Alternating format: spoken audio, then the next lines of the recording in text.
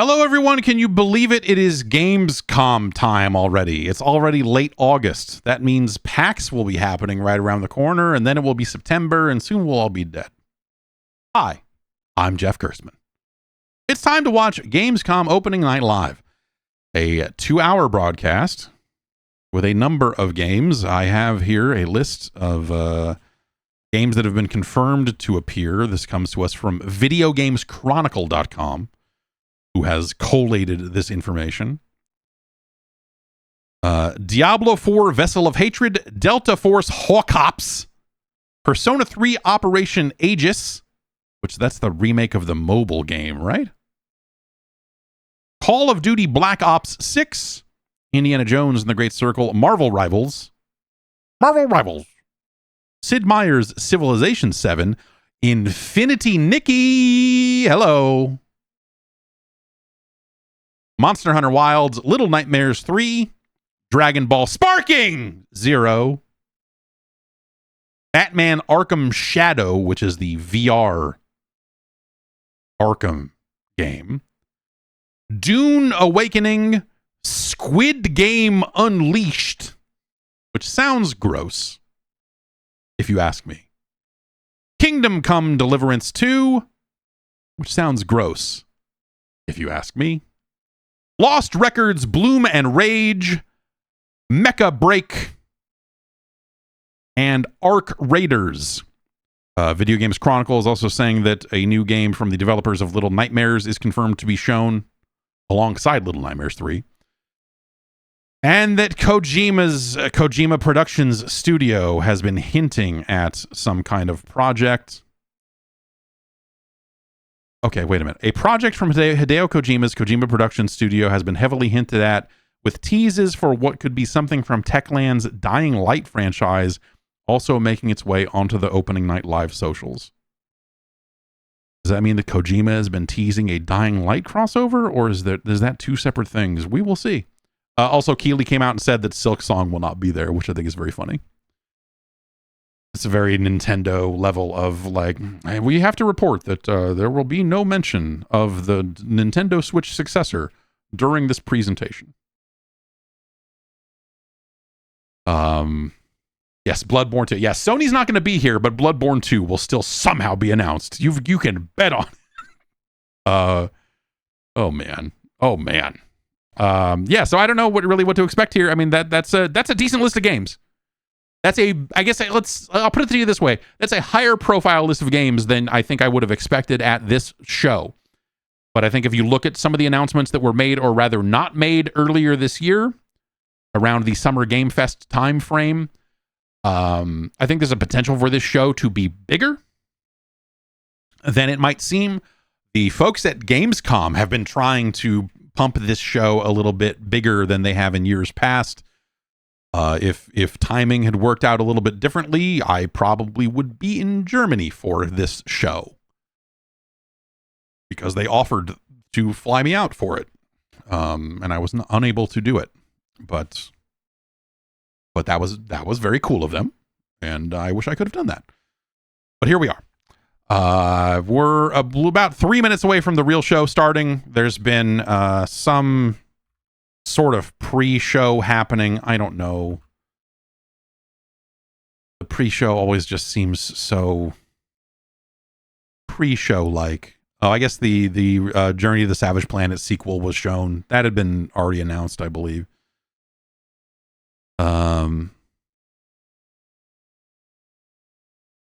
Yeah. Okay. Let's switch over to the other shot here and take a look at this thing.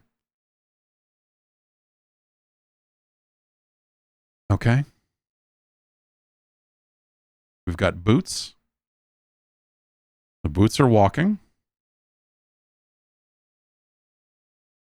I'm going to just, if you're not watching live, we're coming right out of the podcast into this and then right back into the podcast. So I'm kind of in the middle of doing a bunch of stuff. I'm going to write something for social media about this that says that this is happening. Hey, Gamescom Opening Night Live is about to begin. Let's watch it.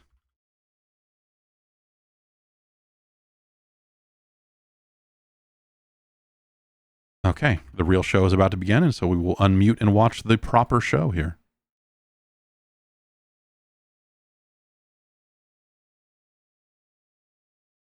Well, we've got a minute and a half. I don't believe there's been any other big announcements out of the pre-show per se. Let's, I'm kind of scrolling. A new Sniper Elite game. Had they been announced? No, there was a game. I remember there was some trailer that I thought was going to be Sniper Elite that wasn't, I believe is what it was. Oh, here we go. We got Terry.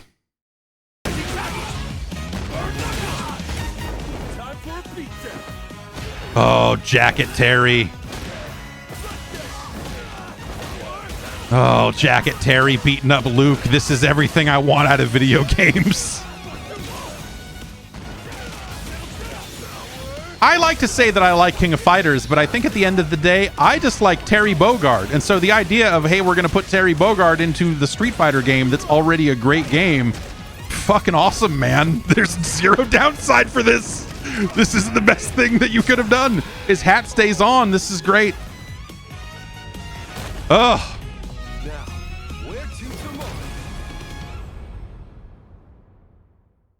Good stuff, Terry. And that's it for the pre-show. Gamescom Opening Night Live 2024 is now officially just seconds away.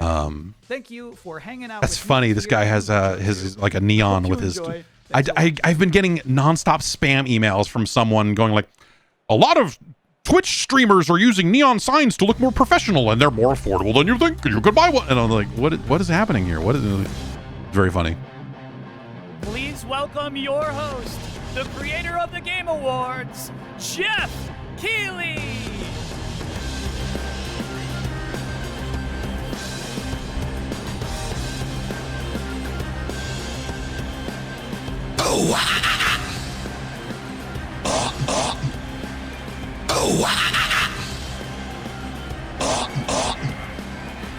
Yeah! Guten Abend, Gamescom! And hello to everyone watching around the world. This is Opening Night Live from beautiful Cologne, Germany. And we have our biggest live audience of fans ever here at Köln Messe. Over 5,000 people together as a community to celebrate our love of games. And of course, millions of you watching online around the world, welcome. We have gathered for the grand kickoff to Gamescom, the world's biggest in-person video game event. And this is our 6th Opening Night Live. Now tonight, for the first time, I don't think you need to say in person. I think you could just say the world's biggest video game event and be like, yeah. I think the in person is implied, but maybe I don't know. Who's signing the show right now? I think if someone came along and said, actually, this digital event we have is bigger, your rightful response would be to look at it and be like, dude, fuck you. I know that O&L will get you excited about what's to come later this year and in 2025 and beyond. Now, over the next 2 hours, you're going to see world premieres from studios big and small, including, yes, some new game announcements you're not expecting, and some surprises, so get ready. From Monster Hunter to Indiana Jones, Dune to Civilization, Call of Duty to Marvel Rivals, the most anticipated games will be on stage tonight because they wanted to be here with you guys at Gamescom. And I am so honored and grateful. Because it fit their marketing calendar and the schedule.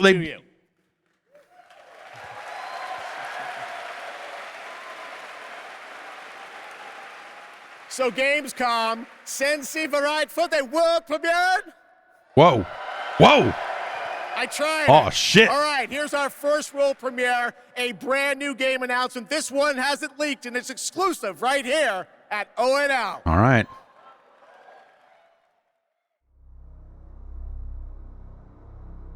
Is this going to be they're not going to announce Borderlands 4 already, are they?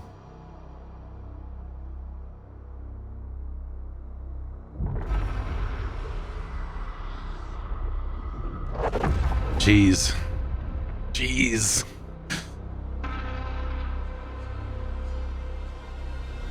I mean, like I always have been saying, 2K always wanted to crack the whip a little bit and get these games on a bit better or tighter of a schedule than Gearbox did when they had more of a say in it.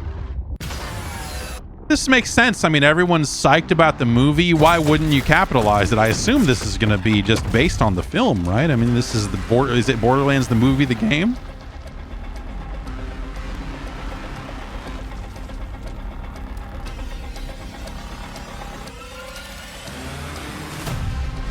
Claptrap's traps a sexy lady now.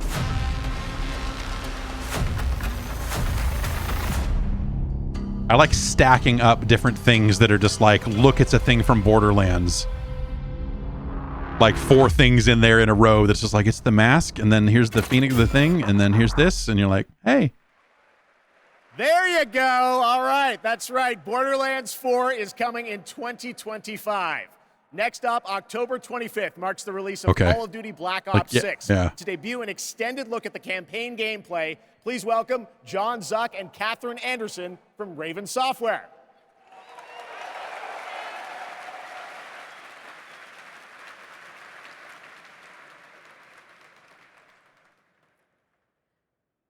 Black Ops returns with an epic story and signature blockbuster action where players question everything and trust no one. It features an all-new campaign with play a Stone Cold Steve Austin, DTA. Classic prestige and theater mode, and 2 brand new zombies experiences on day 1. You'll see live MP, zombies, and Warzone gameplay at the Call of Duty Next event on August 28th. And starting on August 30th, you'll be able to join the MP open beta to try out the brand new Omni movement system for yourself. But today, do you think MP has become, I mean, obviously everyone knows what it stands for, but like voicing it out loud, I think it feels like something that kind of only Call of Duty does. Black Ops 6 campaign is set in the early 90s, a time of global turmoil and uncertainty as the Cold War comes to an end. Like it's very much become their term for it. Like they refer to it as like, oh, I'm working on the MP, I'm working on a campaign, I'm working on zombies. The ultimate wild card. Together, it just like something about it being said out loud. It always sounds wrong. It always sounds like a marketing meeting, a mind-bending like conspiracy that you're having on a stage. In the mission we're about to show you, our rogue team has targeted a senator attending a political fundraiser in order to gain access to a top-secret black site underneath Washington, D.C. This is Most Wanted. SP and MP, you know? Call of Duty Most Wanted, Razor Callahan on the scene. From the senator, then grab Adler from the black site before anyone knows what's happened. Camera actually works. Sometimes I surprise even myself. Let's just hope Sev and Case can get the retinal scan. Senator's on stage now. Use your camera to get a better look. The senator isn't giving interviews tonight. He doesn't go anywhere without his security detail. Does he play the saxophone? Can I play the saxophone? Can I buy an emote where I play a saxophone? I got it on good authority that the senator stole some sensitive information from the people I work for. Who the hell are you? Blackmailing a senator with sex tapes. Can't beat the classics. I've cleaned up another of your messes. Lee Grisham, head of security for All Drain Energy. Grisham might be our way to McKenna.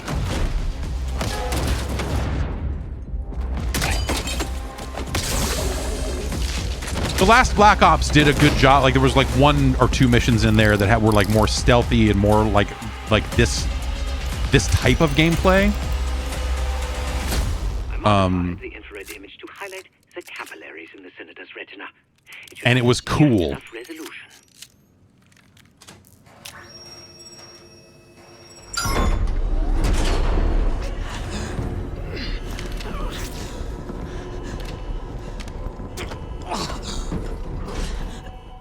Please help.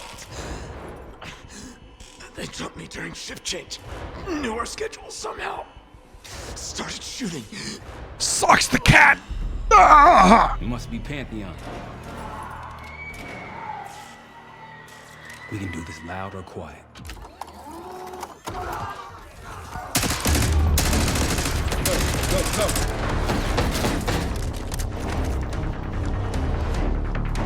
This looks nice. You know, Like they're obviously they're cutting and moving around and not necessarily showing it all in one go. Got my message. The old man says you're worth it. You better be right. Sev, we got the prize. So what are we doing here? We're breaking Adler out We've got party crashes up here. and letting him have a gun, so he's You good to go? still a Am now. good guy.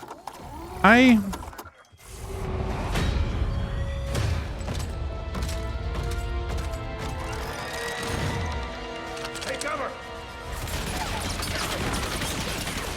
All right, so there's some of your omnidirectional back dive, side dive stuff that look relatively slick.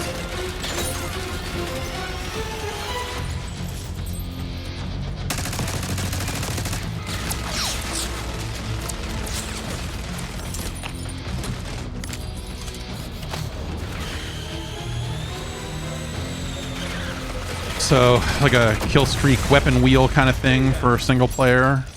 This might be something that only shows up in this mission. Like, keep in mind, they've Set the big guns after you, Adler. How's that feel? Like progress. they've had these situations where it's like, oh, in this particular mission, you're doing this bigger thing, and we're gonna have stealth, and we're gonna work all these other things in here, and then the rest of it is like Call of Duty, you know? Like the Cold War campaign had like a very middle point mission that had a lot of shit going on and different options and a lot of cool shit. It was neat. But it was kind of just that part of the game, you know? Here.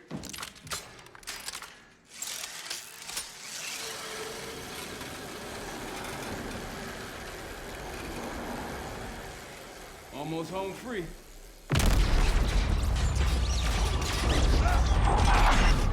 Oh, geez.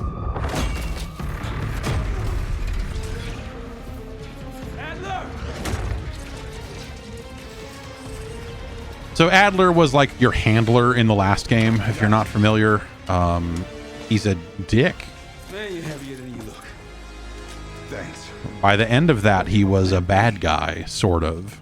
Same as plan A. Go up. We'll just take the scenic route. Let's get moving.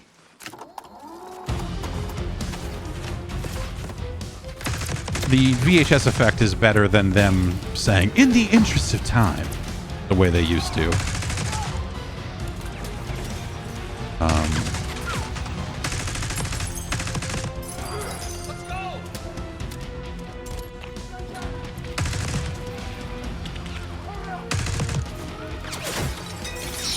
Did they redo the hit marker sound effect again? It sounds like it's got a deeper thump to it. Dad, we're ready for Exile. What's the play? No play. This place is surrounded by cops. We can't reach you. Damn.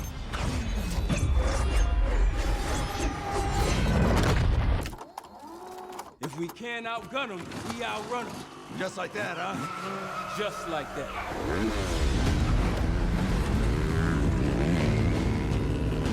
Sure. Why not, man? Ever do anything like this before? No. But I don't see any better options, and I'm running out of bullets.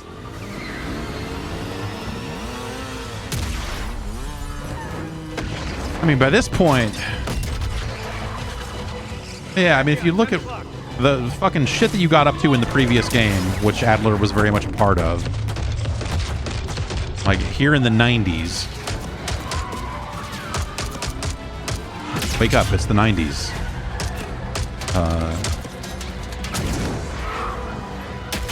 Like all of, like Adler got captured. There was skins of him all bloody and stuff that they made for the seasons in that game. I don't know. There's a bunch. Well, whatever. Ask me anything about the post Black Ops Cold War shenanigans.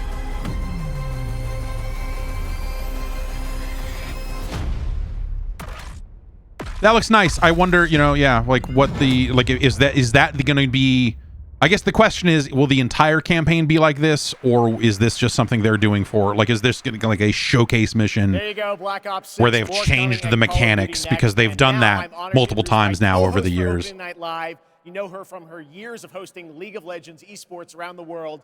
Did you know that she got her start as a competitive Unreal Tournament player? That's right. Please join me in welcoming to ONL, Shocks. I hope she is here to bring back Unreal Tournament.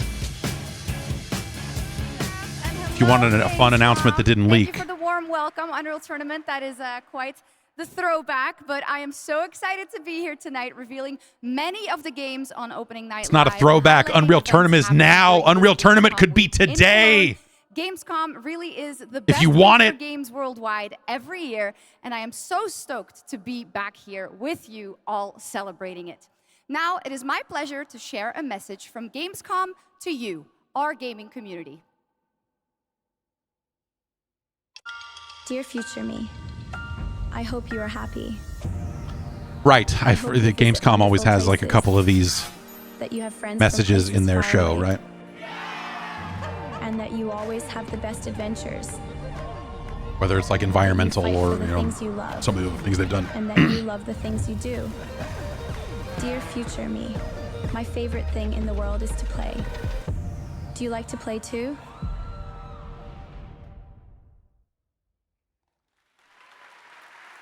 Future me is the too busy future fighting is in the here, food and water we wars. Are ready to play. Let's take a look at this fun trailer. Let's take a look at this fun trailer. Prison.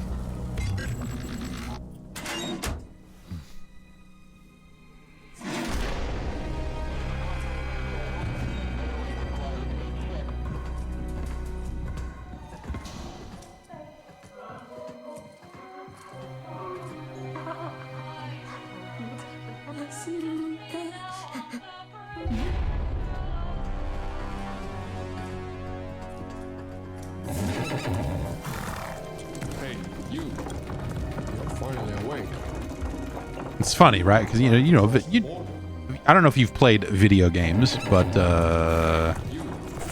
You're finally awake. You were crying for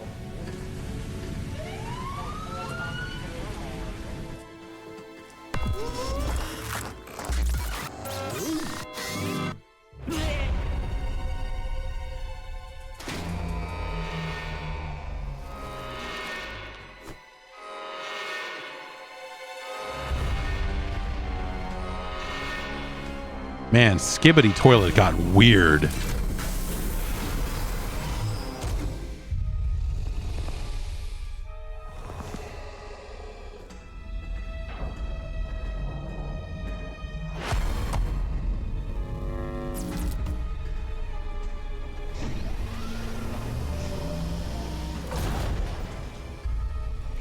See, I thought this was going to be just like some generic kind of game industry, like games are best when they're rated for everybody and not like, is that what this is, or is this going to be, yeah, okay.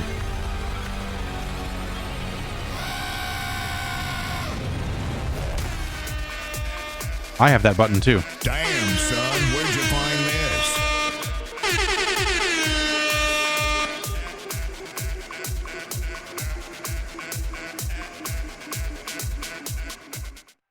Yeah. In my opinion, that looked like the GOAT of all remasters. Okay. Well, we are expecting hundreds of thousands of fans at Gamescom this year in person, but if you cannot be here with us, don't worry. You can join us virtually by going to Gamescom Global, where you can explore and discover what the world's gaming industry has in store for you. And our very own Gamescom Studio is here with all-day coverage of the event. So tune in to Gamescom Studio's broadcast by IGN on Twitch or on YouTube. Now, we have some news on Persona 3 Reload and its next DLC episode, Aegis, The Answer, coming on September 10th. It's time to reveal a surprising boss fight coming to the game. Tomorrow and all the days after it will be March 31st. It's like Tartarus all over again. So is this separate DLC, or is this meant to be a remake of that mobile game? Let's just open it, then we'll know. I guess this is part of Reload, that this is a separate thing, and then because the other thing is supposed to be coming to Switch at some point, right? The mobile game.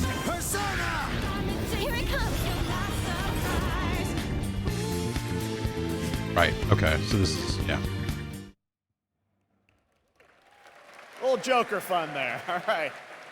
Next up, we have another new game announcement for you right here, exclusively at Gamescom Opening Night Live. It's Borderlands 5.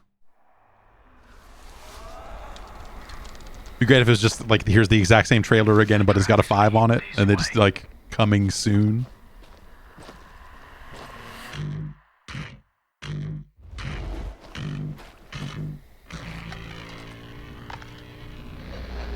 He's close. Stay here. Stand guard.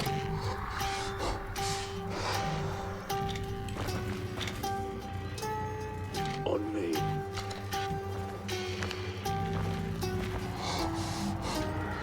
Bloody hell.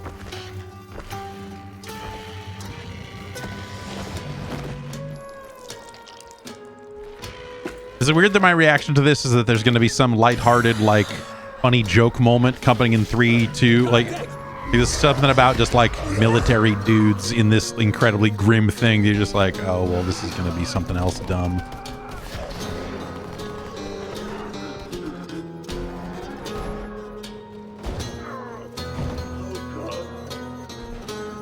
So is this a DLC for existing Dying Light, or is this a separate tactical Dying Light? You might unleash the beast.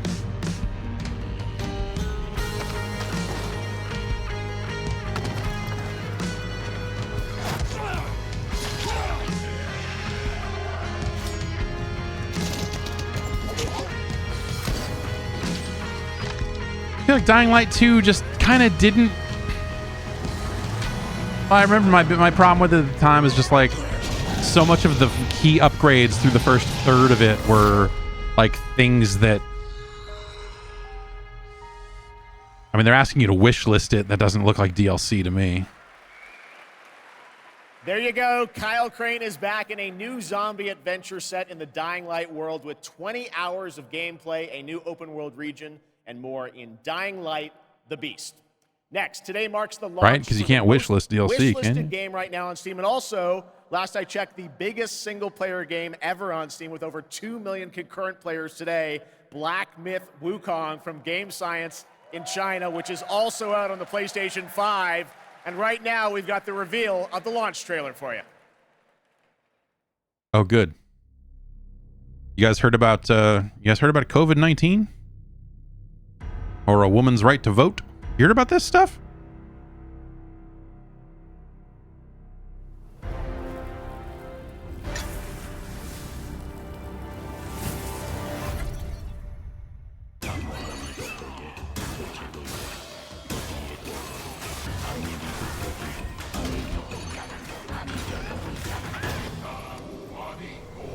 You ever been to the country of Taiwan? I hear it's beautiful.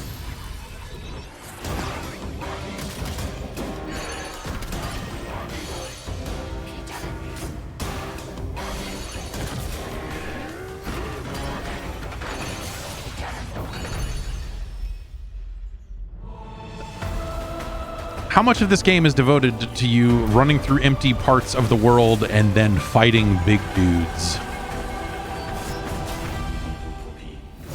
It really seems like that is this entire game, is fight some big dudes.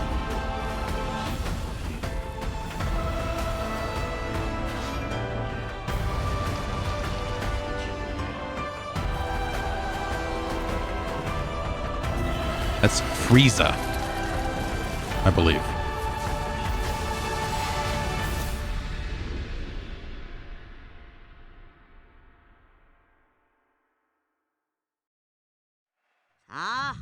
Oh, no. Okay, here we go.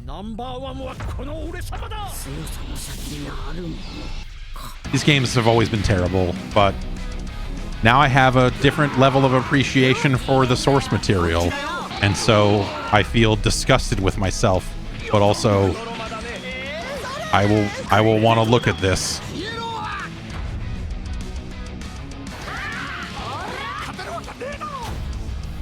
Now when I read things and it says that, like, hey man, there's like 20 different Gokus in this, I'm like, yeah, of course there are. But these games have always been shit. These games are terrible, dude.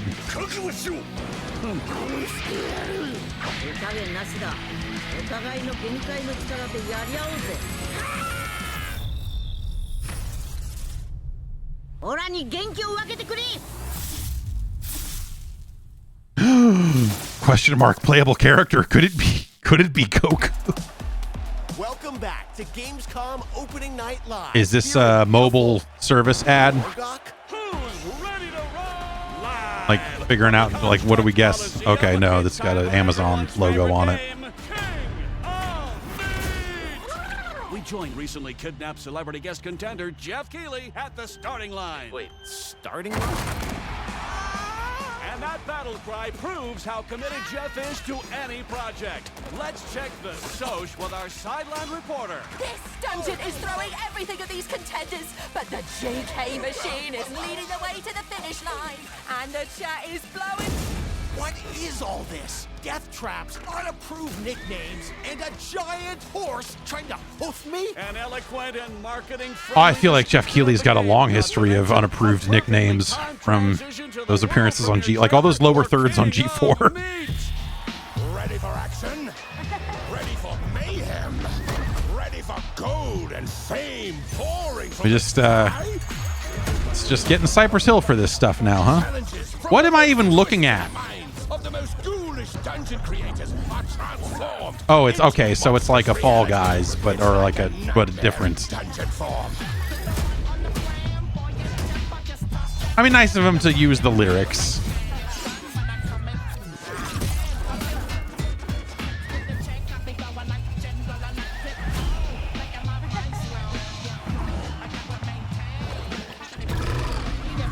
A what like you? I'm sorry, what was that? You don't do what with the big 4-0? Hang on a sec here.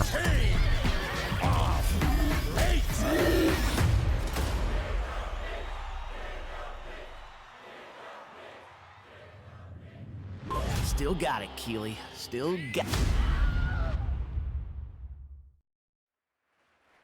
Welcome back to Opening Night Live for real this time, and that was the announcement of King of Meat, an online co-op spectacle for 1 to 4 players from Glowmade in Guildford, England, and Amazon Games for console and PC. And you can sign up at kingofmeat.com for future playtests.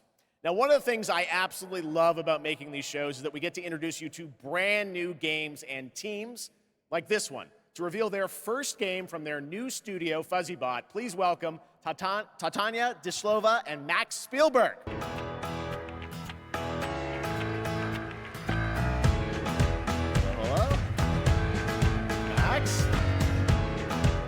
Guys, welcome to ONL. I'm very excited to share this game with the world. Can you tell us a little bit about your studio, first of all? Yeah, well, first off, it's totally surreal to be here right now.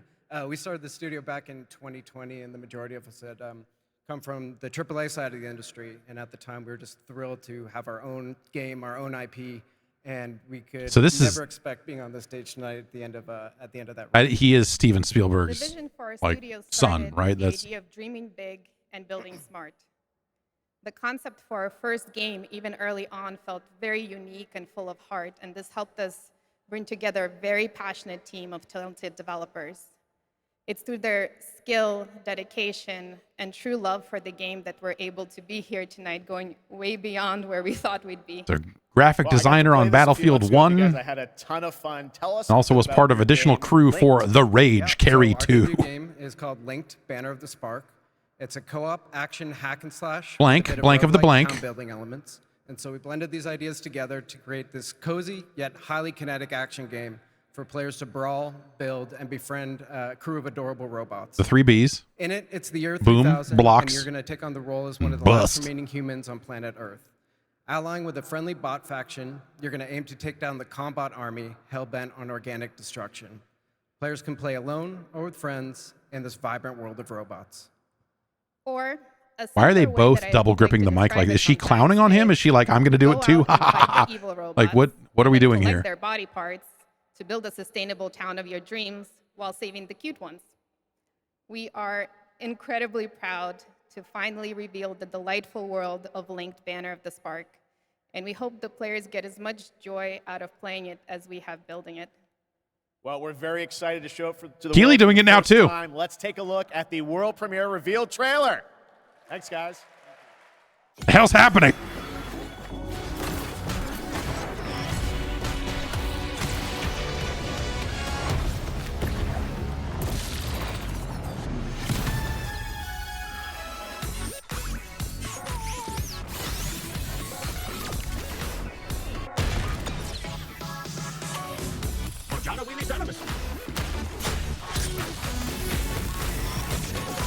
All right. So, action RPG-ish. I didn't know they were still allowed to make music that sounded like this for video game trailers. I thought that we had like bred this out of it a decade or two back.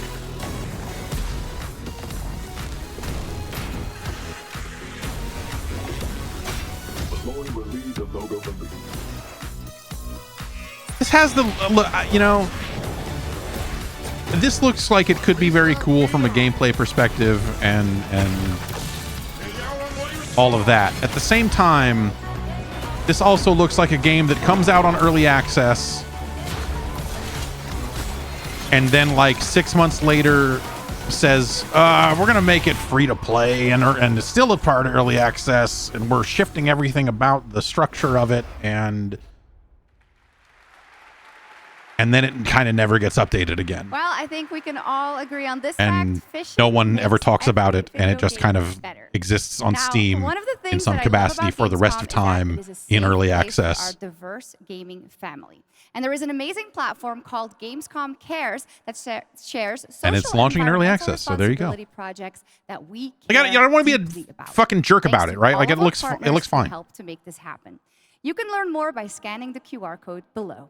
B-game vibes, if you will. And now, the first look at the gameplay of Lost Records, Bloom and Rage, a narrative adventure from the creative minds behind Life is Strange.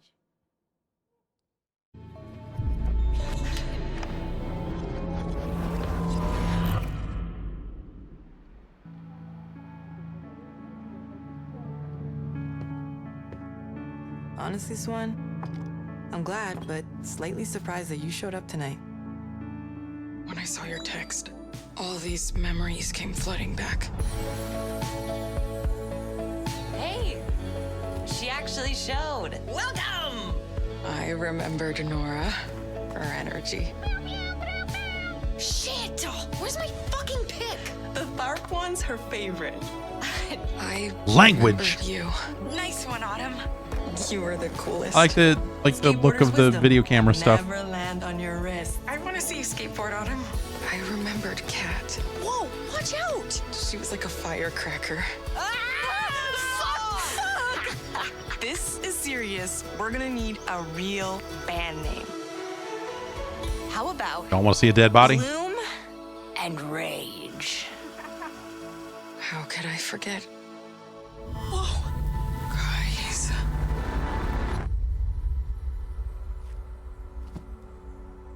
Last week, my mom found a package on her doorstep. Wait. Are Bloom and Rage? Are we in trouble? Good God.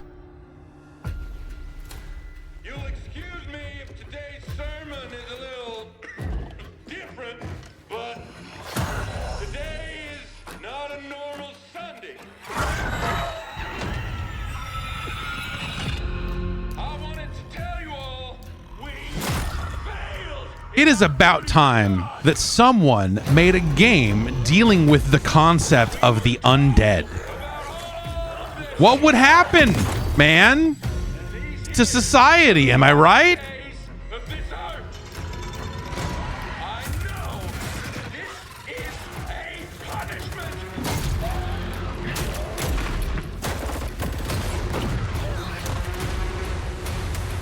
The other place, it's full, so the dead walk among us. I like that the previous trailer had multiple uses of the F word, and in this trailer, the guy was afraid to say hell, but I guess he was a preacher, so maybe that's No more room in hell 2 from Torn Banner up in Canada, where there are deadly consequences of not sticking close to your teammates, and I cannot wait to check that one out. All right, our next game, it's been a long time coming for this next one. At the Game Awards in 2021, Embark Studios revealed Arc Raiders, a game that immediately struck a chord. And then they with said, players fuck it, and around made a the different globe. game. A We're stunning like, what the future hell? Earth where menacing Arc machines threaten humanity's attempts to rebuild. Well, Arc Raiders has evolved a lot since then, and now it's finally time for some news on what's next for this exciting action survival shooter. Action survival shooter. Wait, they made it an ass game?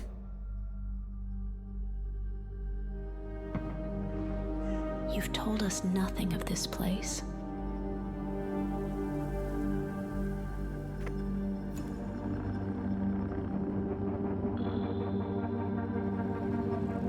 Look at us now.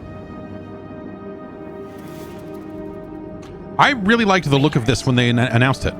I thought that this had a cool... This looked cool. Everything to lose. But even more to gain. And now it's got the vibe of a zombie game. What the hell? What happened? What happened?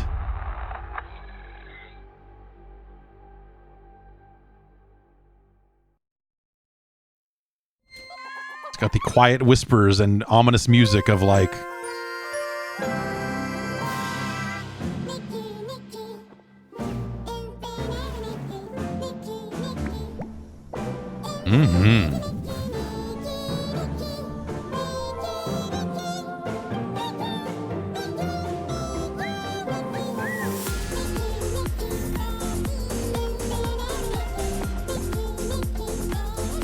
Yeah. I'm ready for Infinity Nikki. Are you ready for Infinity Nikki? Put them together for coming to the stage. Next up. One hand against the other. Sounds makes a nice sound for our next performer. It's Infinity Nikki.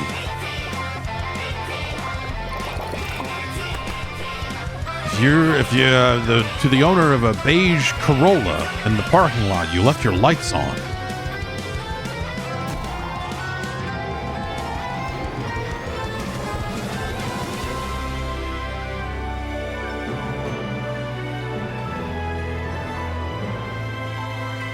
This looks nice, and it seems like something that will be some kind of free-to-play hellscape, right? I mean,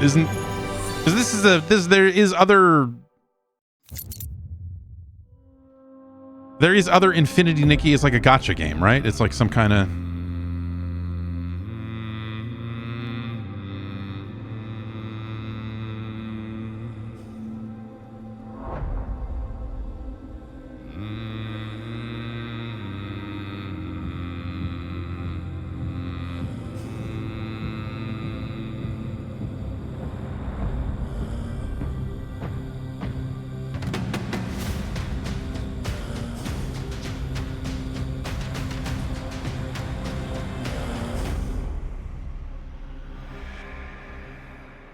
Four days early. Everyone else is doing 3 days early. Fuck you. We're doing 4.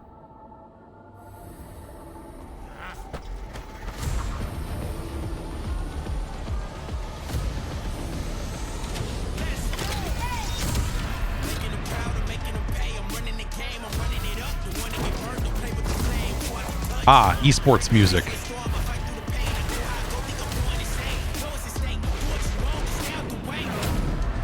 You know, rapping over a dubstep style beat.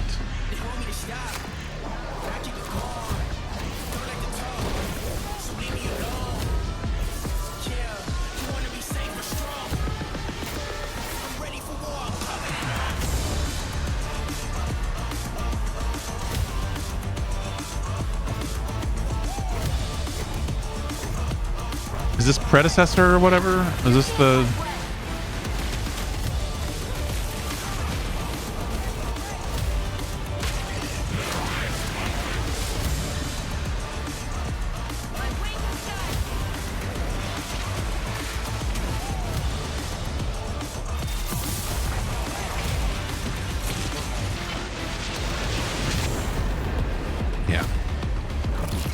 second game using the Paragon assets to try to bring Paragon back in some form.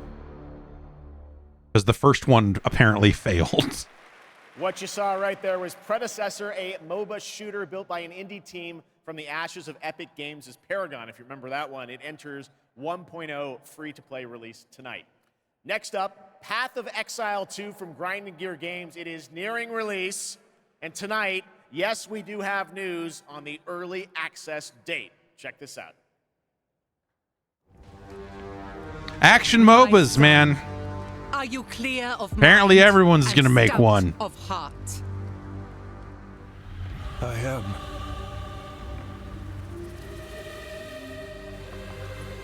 Are you ready to sacrifice? Sacrifice everything to become the savior.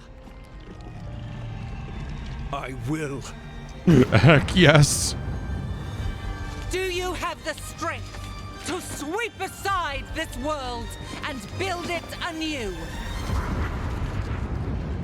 I must. Oh my.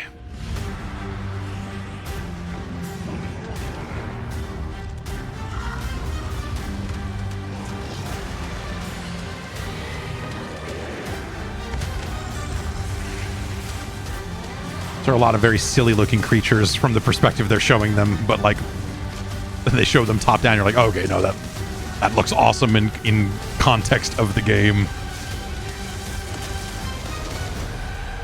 Very nice. Now, are you ready to fulfill your destiny?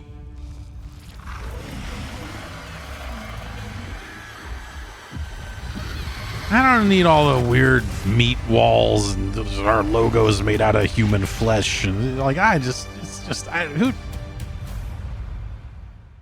Yes. I am ready. I mean, not all the way ready, but ready enough, like an early access level of readiness. Great, can't wait for that one. And now, Gamescom is known for the cosplay. The vision and dedication cosplayers put into their craft is an inspiration to us all. And to see these amazing cosplayers, you can tune in to the Gamescom Cosplay Awards on Saturday, August 24th at 5 p.m. And if you're into indie games, who isn't, you can watch the best indies of Gamescom in our Gamescom Awesome Indie Show tomorrow at 8 p.m. on Twitch and YouTube. Enjoy exclusive announcements and interviews all packed into an exciting one-hour show hosted by Shay Thompson. Plus, the Gamescom event arena, that is where I am standing right now and all of you are. It is the biggest and most elaborate stage at Gamescom, featuring not only opening night live, but additional live shows featuring creators, gaming events, and esports competitions that you can watch either in person or by tuning in online. Now, up next is a first look at the gameplay of Dune Awakening, the open-world survival MMO, and news on when it's going to be released. There is another path for you.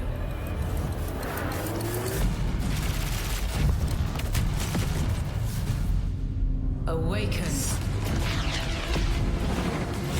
So what?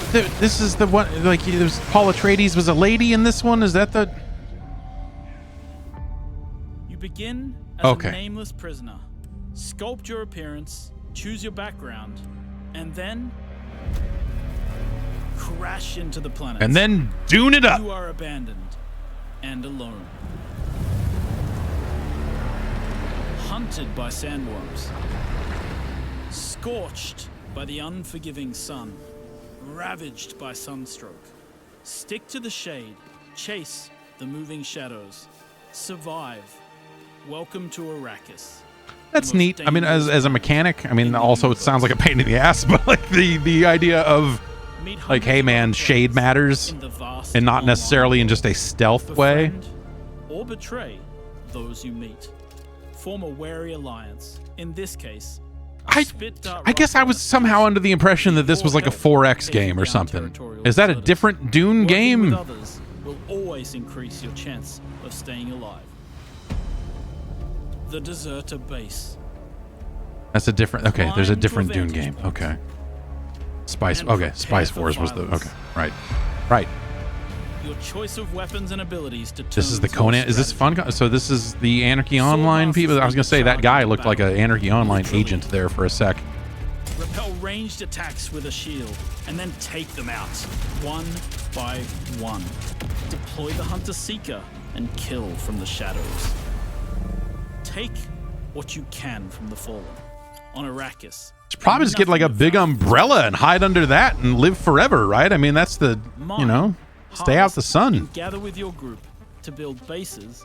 Yeah, I don't know what it is about this guy's armor. Maybe it's just knowing that Conan, but this guy's armor is full on making me think of Anarchy Online, and that's a crazy thing to be thinking about here in 20 and 24. Replicate your bases in new locations with the blueprint system, and then sell blueprints. It doesn't even look that much like it. I just, like, for whatever reason, I'm just sitting here thinking about Anarchy Online. Lead your group to become a guild. On Arrakis, a nameless prisoner can rise. But this does look cool. Construct an ornithopter and take to the air. The world is yours to claim. This is Dune Man reminding you today. Did that guy just say his name was Dune Man Keefzilla? The in-game radio provides insight I'm into not- key events happening across Arrakis. Map the desert. That can't be right. Discover landmarks. This is Dune Man Keefzilla. And desert testing stations. Smoke Dog, are you in your ornithopter? Technology. Arrakis is a vast planet. You can explore unique locations. Uncover valuable resources. Surely there's no one in the Dune game named Dune Man. Amongst the shifting dunes. And then Oh, did he say Dew Man? Like Mr. Dew? Okay. That makes more sense, canonically. Mr. Dew. Mr. Dew digs in the sand to get the cherries so that the monsters down there don't get him. Smugglers, house envoys, and of course, other players.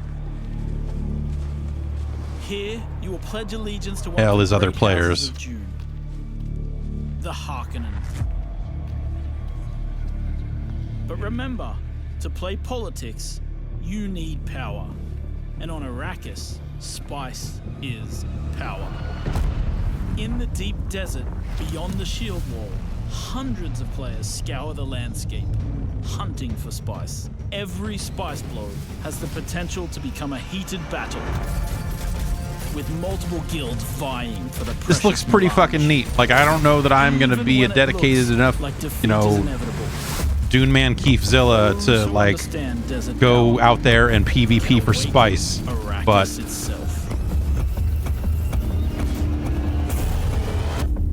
But this does look pretty rad.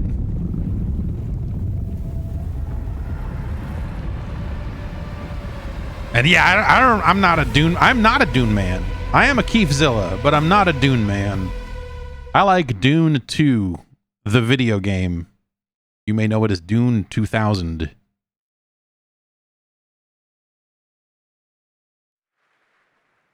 The first RTS I ever played. You can't have a Dune game without the Sandworms, and the Sandworm summoning begins when Dune Awakening drops on PC early 2025. So the wait is not that long. And now, here is a reveal of a new game from Tarsier Studios, the creators of Little Nightmares 1 and 2. Okay. You had to put the cement plots down on the sand before you could build on it in Dune 2. It's just a, man, it was just such a rat. I was playing it recently, like a few months ago. I fired up the DOS version. Or the original, yeah, the original release. Which, yeah, I guess that would have had to be DOS. A great RTS. Back before they got so far out of hand.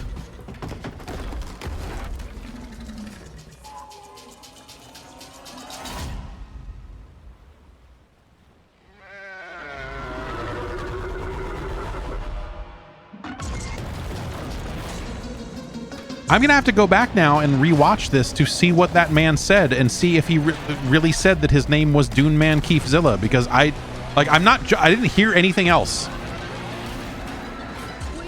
that man could have been saying other than that his name, he was Dune Man Keefzilla. And that, I'm very excited at the idea of a player in some kind of modern MMO-ish game naming himself Dune Man Keepzilla. And if not, then I need to get in this game day one so that I can the next big entry in the steal that cozy player game name. genre. Now, would you like to discover the secret contents of Gamescom and receive cool rewards? Well, meet Epi, the robot on our website RPG Gamescom Epics. Prove your nerd know-how, solve tricky puzzles, win prizes, gather trading cards, digital trading cards, and jump from level to level until the final boss spawns. Scan the QR code below and the adventure can begin.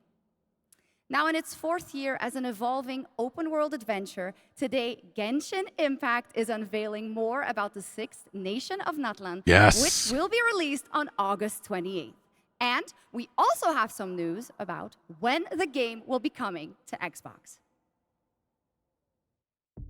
Oh, right. It's still not on Xbox, is it?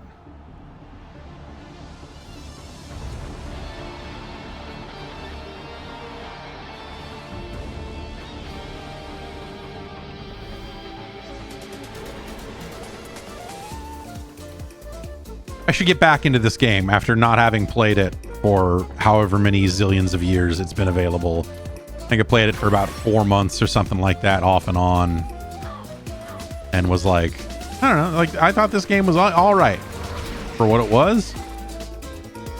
And then I was like, nah, I'm good.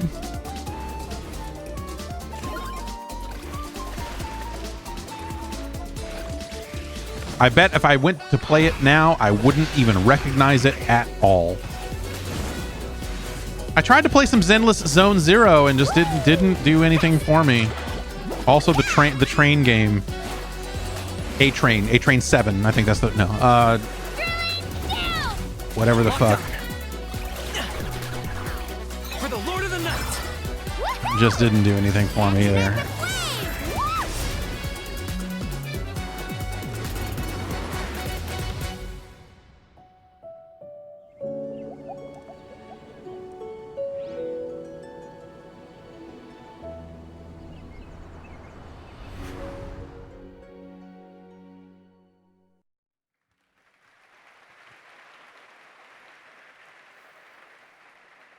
There you go, Genshin Impact, and also coming to Xbox later this year, as we saw. All right, now it's time to head into the wilds of Monster Hunter, which is playable for fans for the first time. The wilds of Monster Hunter Gamescom. Wilds. Capcom has an incredible booth. But now, to tell us more and show us more, please welcome to the Gamescom ONL stage, Ryozo Tujimoto from Capcom. Ryozo-san. It's funky.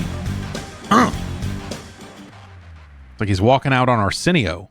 はい、ドイツの皆様、配信をご覧の皆さん、こんにちは。今日は、モンスターハンターワイルズの最新の映像を持ってきました。 Bill Clinton. It's the Black Ops, just the whole Black Ops 6 vibes, you know? ジェフさん、本当にありがとうございます。 Hello to all of my friends in Germany and to the millions watching around the globe. I'm really thankful that Jeff has invited me to the opening night live stage so I can share a new Monster Hunter Wilds trailer with everyone. 今日のですね、今回ですね、ゲームズコンでは、初のプレイヤブル出展も行っています。 I think Bill Clinton's going to be in Monster Hunter Wilds as well. I think that's what he just said.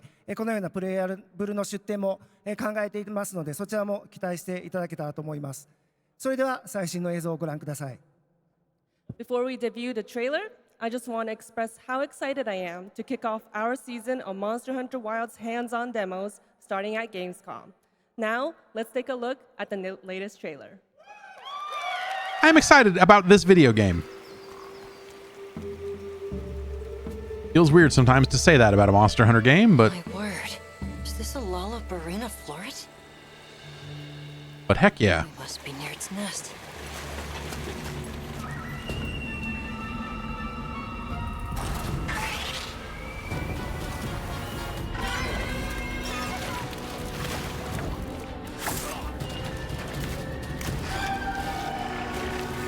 I anticipate I'll spend 40 or 50 hours playing this and then probably never play it again and never quite finish it, but I will still come away from it feeling like I had a good time.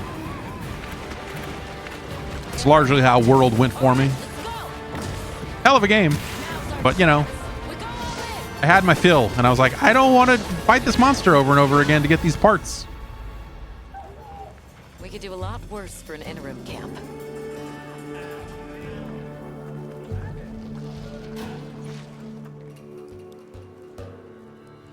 Once your business here is concluded, you should find shelter. The sands come alive this time of year, like a wild beast bristling with lightning. No, she meant that literally. Look at it. That must be this region's apex predator. Guild permission. It's Randy Orton. Sorry. Understood. I can't help myself. My brain is broken. You understand.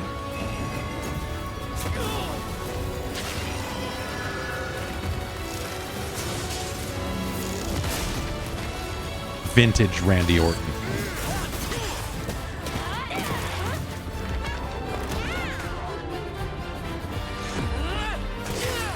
Yeah, creep up on him and give him the business.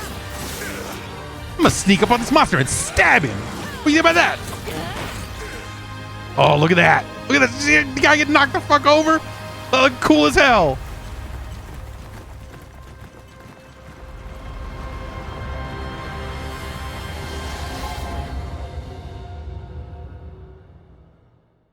It's a good looking game. Yeah. Yeah. Yeah. Fucking. So tasty. Yes. Cook the goddamn meat. Danger lies at every turn. Treasure. Secret. Destiny. Everything lost is meant to be found.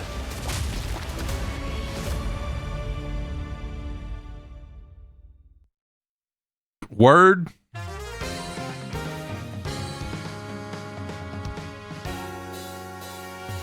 Gals Fighter 2.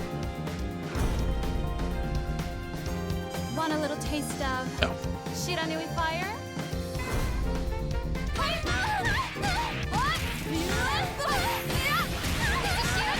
You ready? Feel the flames.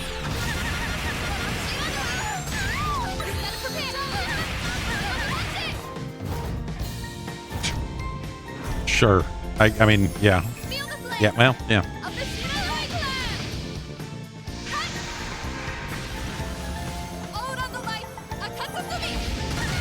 Fatal Fury, City of the Wolves.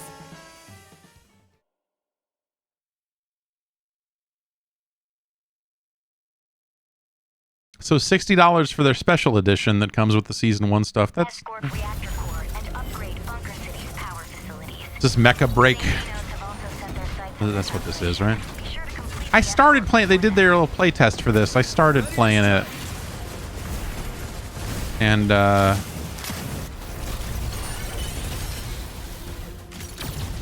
don't know.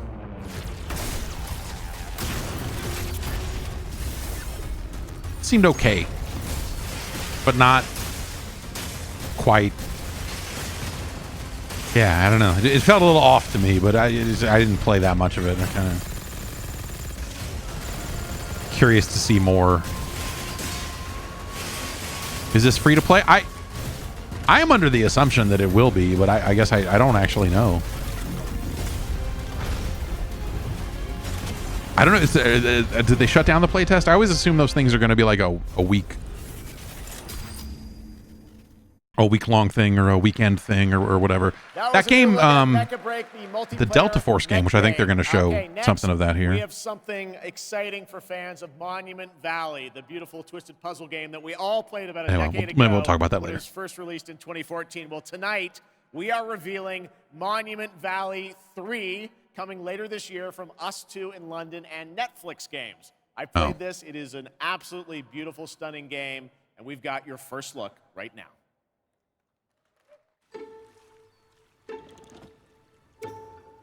I'm never going to subscribe to Netflix.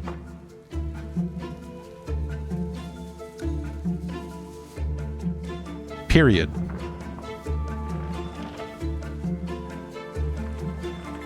And so every time they say, hey, we're doing a game, and if you have to log into a Netflix account or whatever, I'm like, oh, well, okay, then you didn't do a game.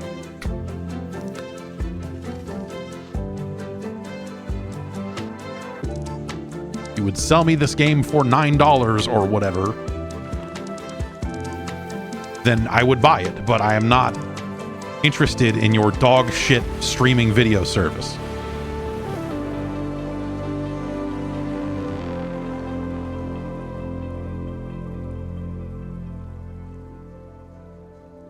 I was in a hotel. I needed to watch Tokyo Drift, and it was no longer on Netflix when I needed it most. And so Monument I canceled Valley 3 Netflix right then and there. Exclusively on Netflix. Fuck you, December Netflix. 10th, 2024. Now, first released in 1991, Civilization is one of the gaming industry's biggest franchises. And here at Gamescom, we are revealing the gameplay of Civilization 7 for the first time. To tell us more, please welcome Ed Beach from Firaxis Games.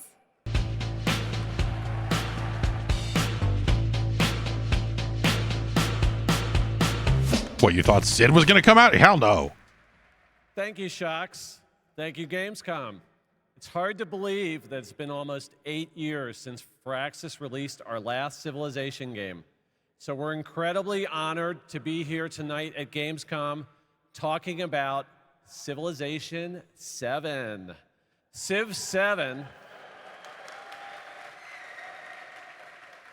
Civ 7 is by far the biggest, most ambitious game Firaxis has ever made. Everything from its new gameplay features to its gorgeous new art style is designed to immerse you in your own journey through history. Please join us after opening night live on the Firaxis Game Twitch channel for our official gameplay showcase, where we'll deep dive into what's new in Civ 7 and finally reveal our new in-game narrator. On behalf of the team, Patrick Stewart. No, I don't know. Who would be a good narrator for a Civ game? To finally give the world its first look at Keith Sid David. Meier's Civilization 7. Yes, Tom Kenny. Please enjoy. Matt Berry he'd be an interesting Civilization was choice. a game that was created during a time when we were just discovering what games could be. And we said, let's put the entire history of the world into a game. Pauly Shore.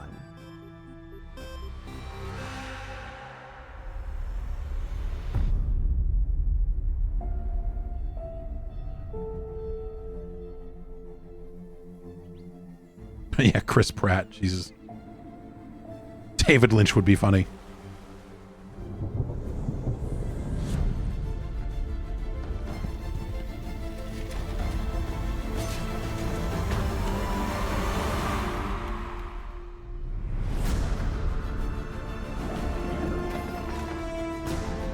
This looks really nice.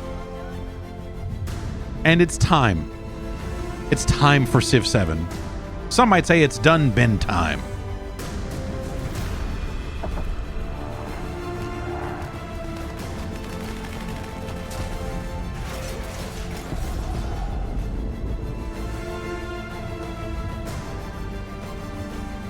James Adomian as Jesse the Body Ventura is your narrator in Sid Meier's Civilization 7.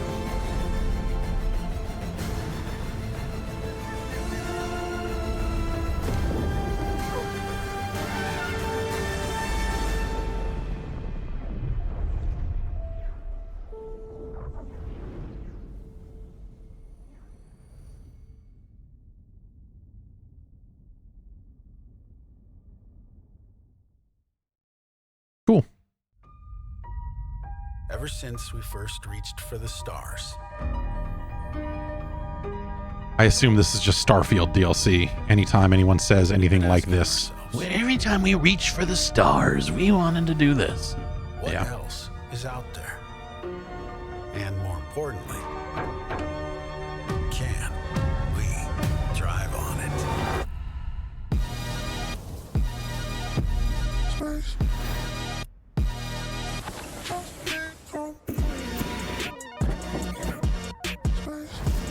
Or is this just a Forza add-on?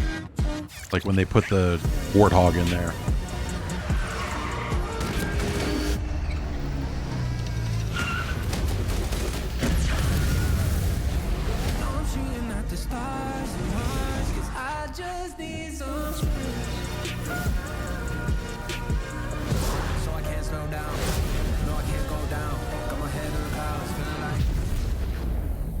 Velocity at unsafe levels.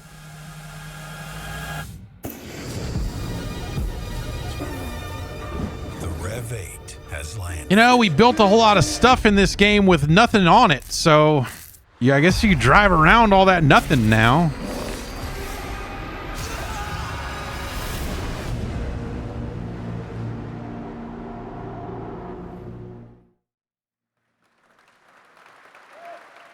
There's 2 bits of Starfield news for you and a confirmation of the expansion Shattered Space that is coming out on September 30th. Now it's time for an exclusive update on Marvel Rivals, the upcoming hero shooter from NetEase Games and Marvel Games. Tonight at ONL, we're revealing 2 new heroes who are joining the game with a first look at their gameplay. NetEase song.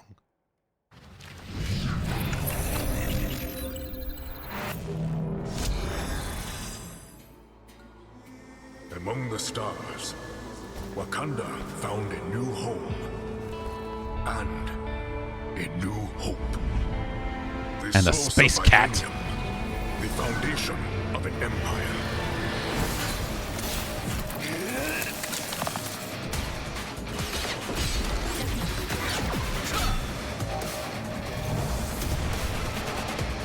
Snap out of it, Bucky. Bucky O'Hare isn't. Oh.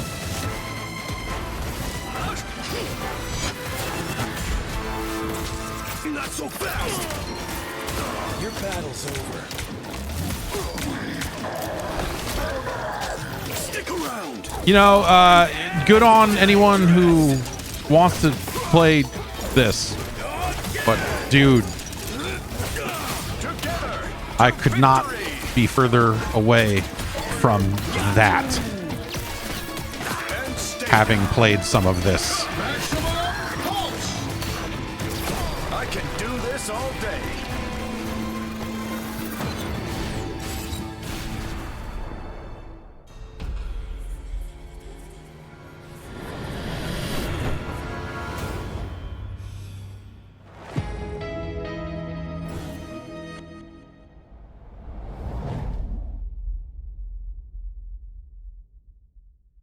At launch and beyond.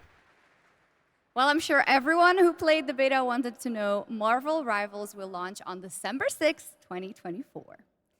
Now, Gamescom always strives to help the environment, and the event runs on 100% renewable energy and is climate friendly thanks to ongoing measures to reduce CO2 emissions. Exhibitors participate in the Gamescom Goes Green initiative by reusing their booth builds or avoiding single-use material. And yes, fans are planting more and more trees in the Gamescom forest. The forest has been growing since 2020 thanks to all of your engagement. And all of you can still help, of course. You can plant your tree in the Gamescom forest today. And with that, it is time to reveal Is that the real? winner of the Gamescom You couldn't get a picture of the Gamescom forest? This award celebrates an organization in the global game industry committed to sustainability and the environment. Presenting the award, please welcome back Lisa Pak with Playing for the Planet. Kick it. Hi, Shux, and hello, Gamescom. Thank you for having me again. Well, it is our absolute pleasure, Lisa. And in case some people don't know and need a quick refresher, Lisa represents Playing for the Planet, an alliance of gaming organizations committed to taking climate action under the official umbrella of the United Nations. So how are things, Lisa? Things are going great, thank you. With 3.3 billion people around the world playing video games, we encourage everyone to make a difference wherever possible. Absolutely, and 3.3 billion players is so much. So do you have any tips for our players on supporting this great initiative? Yes, definitely. Turn your lights off when you're not using them. As remembering to set up energy-saving modes to avoid unnecessary energy consumption, or switching to renewable energy electricity services at home to reduce your carbon footprint. everything will make a difference. Absolutely, every bit helps. Those are great yeah, tips, and I already utilized some of those myself, and I What hope about- a lot more people will. But now let's celebrate some of the amazing work. Yeah, maybe it's just like, hey, like living here and the reality of fucking like people trying to fight for fucking coal mines to stay open and all this other stupid shit that America does. Maybe it's because this is Germany that you just go like, oh, right, the rest of the world actually fucking kind of is trying to get their shit together about this stuff. Whereas people are trying to fucking figure out ways to dump more fucking garbage into the water here. Can we get can we raise the limit of fucking human waste so that we can just pour into the water untreated? Can we figure that out? To accept the award is Brent Irvine, the vice chairman of Tencent Games. Yes, but this is clean coal. Thank you. First of all, Yeah, I mean, Tencent it's not like the rest of the world has fucking completely gotten their shit together either. But Tencent man, Games encompasses a lot of things. Everything from in-house studios like Timmy, global studios like Tencent is getting an award for environmental. Okay. Infinite. What they all share is a commitment to operating our business in a sustainable way. We are committed to carbon neutrality by 2030. And really want to thank all of our studios, all of our partners, but most of all of our players whose support is essential to helping us drive our efforts to When I think about China, clean air is not Thanks one of again, the and back to the games. Congratulations, Not Tencent one of the and Brent Irvin. first words that come to mind here. Did you just buy more carbon credits? Like what? That is not our only award. Everyone here and at home can vote for their favorite games playable at Gamescom in this year's Gamescom Awards. You can visit Gamescom now to help decide the winners. Voting will only be open until Thursday, August 22nd at 2 p.m. And the awards will then be celebrated this Friday at 2 p.m. at Gamescom Studio. Back to you, Jeff. Thank you, Shocks. You're doing a great job tonight. All right. We got something really special for you. Please welcome Deadpool director, creator of Love, Death, and Robots, and the co-founder of Blur Studio, Tim Miller.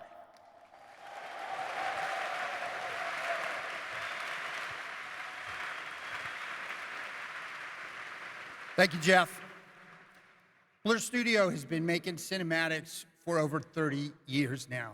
That means classics like Quake, Star Wars, Warhammer, Call of Duty, and dozens more.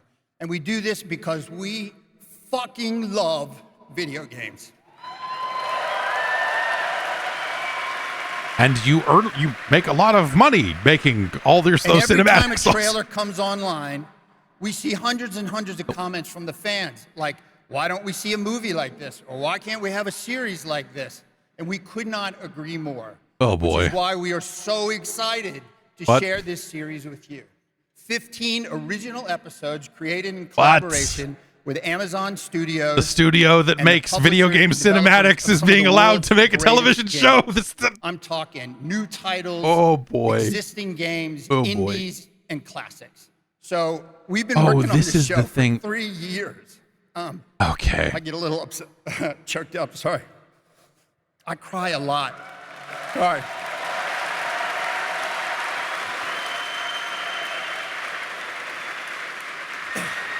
Okay. All right.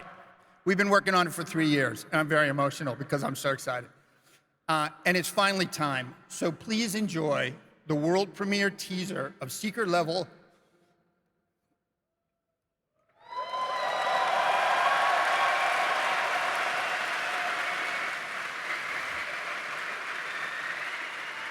I mean, it's a big step. It is our love It's a letter huge to step. games. And you can watch the series on Amazon Prime Video on December 10th. Not too far now. And when I think about Amazon enjoy. Prime Video, I Thank get you. a little teary-eyed myself. So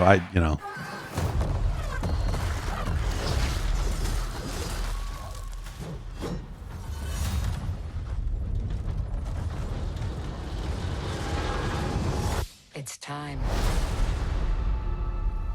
This world has waited for your arrival.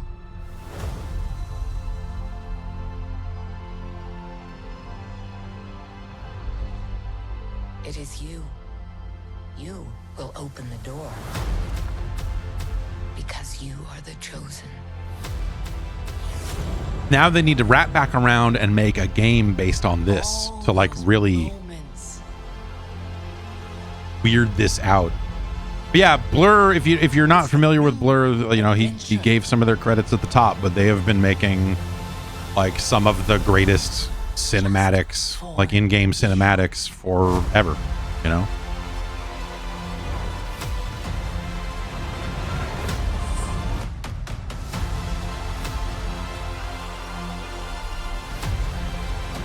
And some of that work ends up in trailers, but you know, a lot of that is stuff that literally ends up in game too. And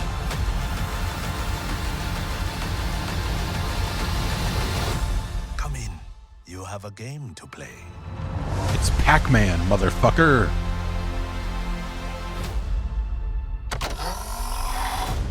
It's Pac-Man, motherfucker. Young hero, the gods have taken an interest in your odyssey.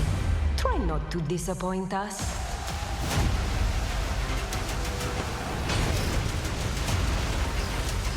Do devs outsource the cinematics a lot, or is it mostly done in-house? You know, like if they want to do cinematics at that level of quality, I don't know that there are too many internal teams that are capable of that type of work. I think a lot of it gets outsourced. We trust you will find a way to write your own legend.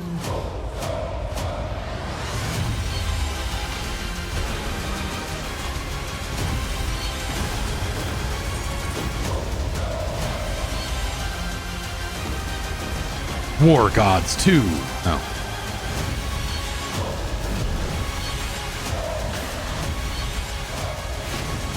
We're bringing back War Gods, but it's an RTS now.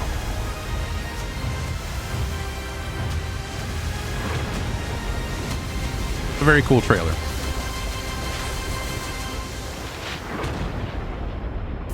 But yeah, you know, in some cases where games might not even have massive in-game cinematics as part of their story, you might still go to Blur because you need 30 seconds something for a trailer, you know. Like they do some work that only ends up in trailers and promotional material as well. The hope we need. Or like an opening cinematic or whatever. But this Towerborn thing, they announced it a while back.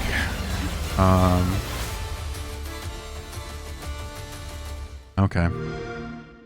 Just gonna get that out there then, huh?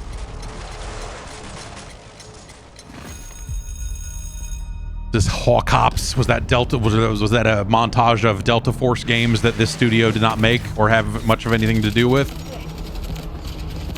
Because they just bought the name.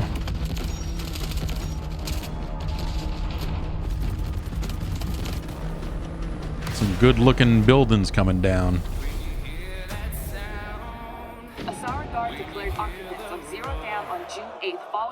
The conflict between the Alsara Guard and Havoc threatens the balance of the world. I want to play as the fucking crocodile. Sowing chaos wherever it roams. But we are honed to strike at their very core. So they put this alpha out, this you know, this Delta Force, the Hawk Ops alpha, and I thought it was going to be like everything else. I thought it was going to be like a weekend thing, or like play it for 2 weeks and then we're shutting it down. And I don't like. Instead, they're like, our summer event is starting. Like all this like live service type stuff that you're like just like, oh, is this game just out now? But you still have to like. Still have to figure out some weird way to get a key, but it's basically just available in some form, or what the hell's the deal? The idea that they're like launching seasonal events for a game that is labeled alpha in Steam. Yeah, so maybe it'll just go. I wonder if they're going to leave it up until then. In October, in advance of its early access release, and then it'll be widely available to everybody later this year. Hawk Ops is terrible. It's a bad. 15th century Bohemia as an it feels bad in the mouth. Wops. I have concluded a very fragile truce with Sigismund, and if anyone. It's got an extraction mode and a Battlefield style mode, and there's a campaign option on the menu that does not do anything. But you can go, you go to your Black Ops base, and it's full of all this currencies and plenty of areas where you see free-to-play style options in there. Comrades. Well, if they're not already swinging on the gallows somewhere. Will you help us? This microphone is running away from me as the hinge on this mic arm.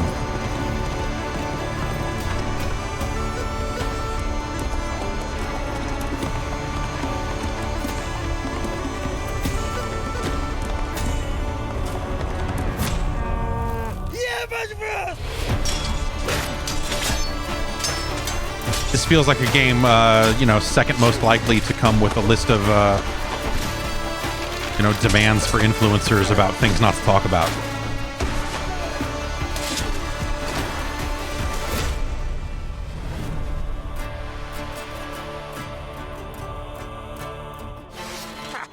I like that boy already.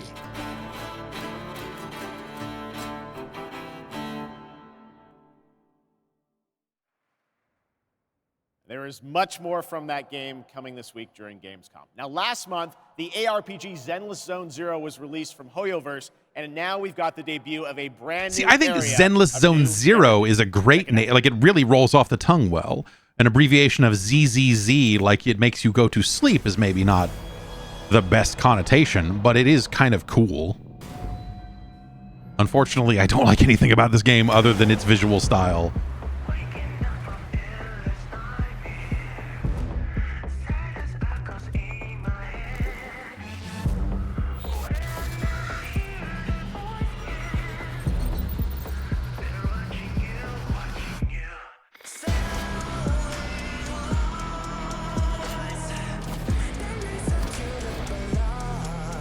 Like cool menus, you know.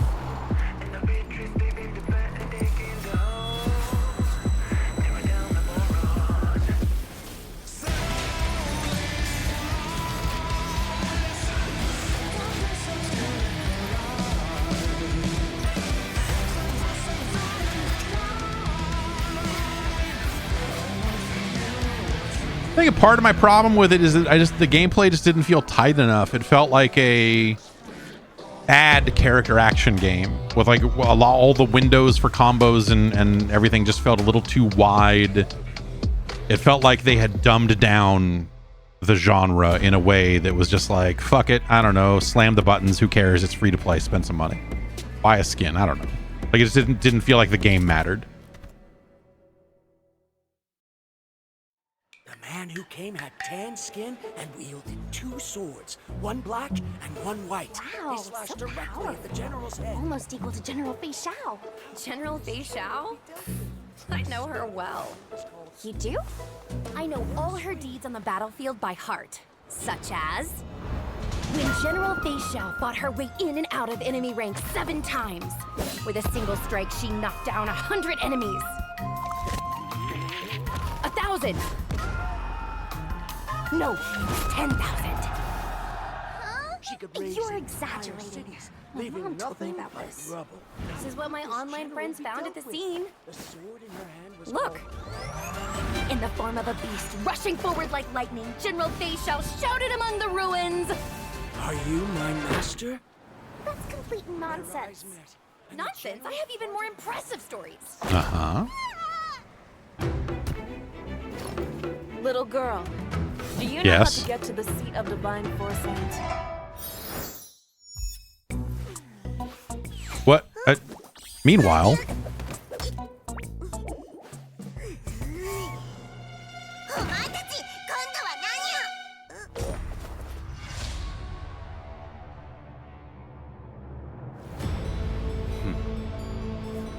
coming in Q3 2025. That you could have announced this at next Gamescom. There's a fun little tease, and that was a new look at the space fantasy of Honkai Star Rail and Fei Xiao, a female general known for her prowess in martial arts. Okay, now we're heading to the Arkhamverse for Batman Arkham Shadow. It arrives later this year and is a completely new Arkham story exclusive to MetaQuest 3. I've played a demo of this, and I have to say the team, Camouflage, has done an incredible job bringing the world and combat into VR. And here Camouflage did is that the Iron first Man look game. at Like the actual they've done gameplay some and good gameplay VR trailer stuff. for Batman: Arkham Shadow. I think using the term Arkhamverse for a VR exclude, well, whatever. It's technically, it says Arkham right in the name. What are you gonna do? But you know. This rat cult spreads through Gotham like a plague. I have to stop it, even if it consumes me. A corrupt system has You know, they heard you. They said, "Oh, you don't like Suicide Squad? We got the Arkham game for you." It's the freaking bat! Well, at least it's still got that. Still got freaking out criminals. Jim, this Rat King could be anywhere. A face in the crowd, a foot soldier in his own fanatical mob. So how in the hell do we find him? I had a pretty good idea for a Batman VR game, but civil servants, public officials. You could have been more than a symbol.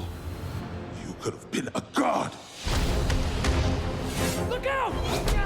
If you don't calm down, someone's going to die. Alfred, we tried it your way. Now we do it mine. Something big's going down tonight.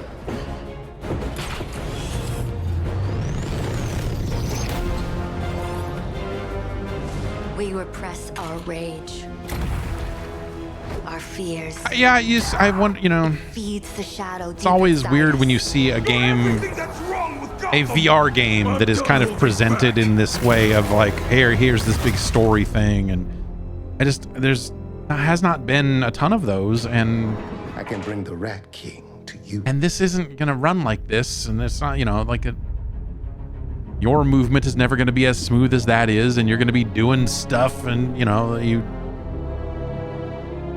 don't know.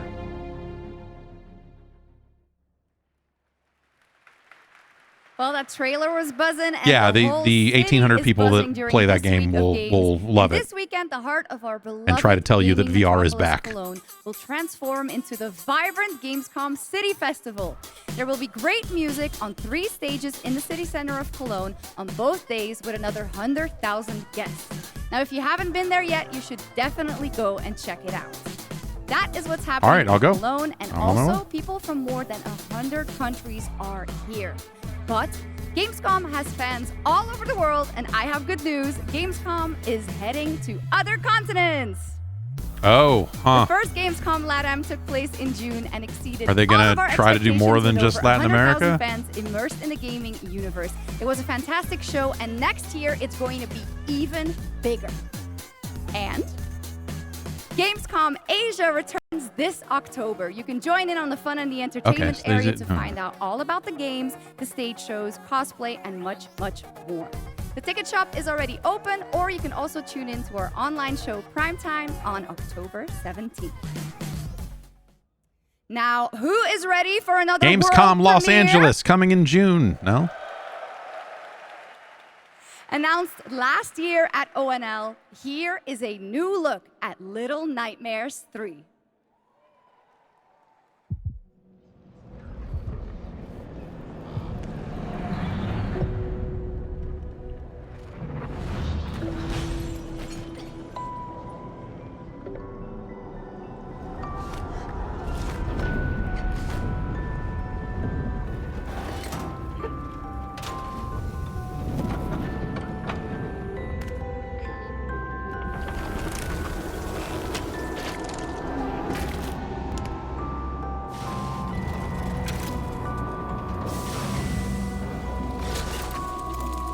Yeah, you know, I played Little Nightmares 1, and if you would ask me, was there a Little Nightmares 2, I don't know that I would have been like, maybe, sure.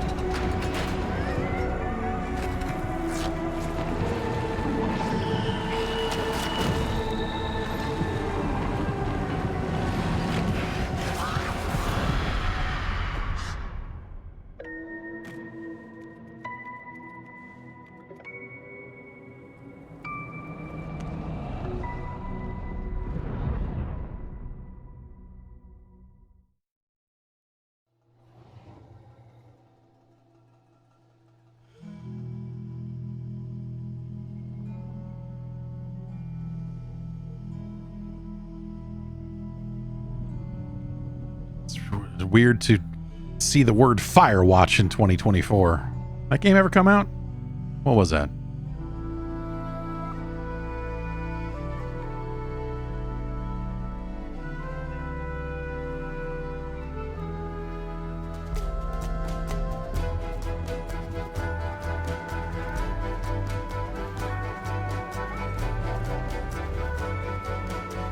It's like the spiritual successor to Burning Rangers, right? Man, Valley of the Gods looks weird now.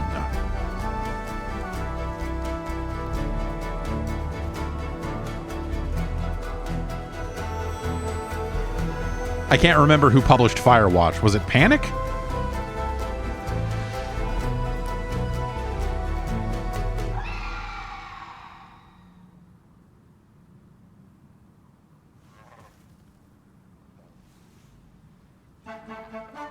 Okay. It was Panic. From the publisher of Firewatch is a weird thing to say. That's a beautiful game. I would just say from Panic, but I guess maybe I'm so glad we could share that with you tonight. maybe not everyone knows them or whatever. Next. I grew up from the publisher of Transmit and Coda comes. Titles like Populous, Dungeon Keeper, Magic Carpet, Theme Park, Black and Are you White, about to and fucking Fable. put Peter Molyneux on this fucking stage? Reveal his brand new game. Jesus which Christ. He's been working on for the past 3 years. Please join me, Gamescom, in welcoming to ONL. Milo is Peter back. Molyneux.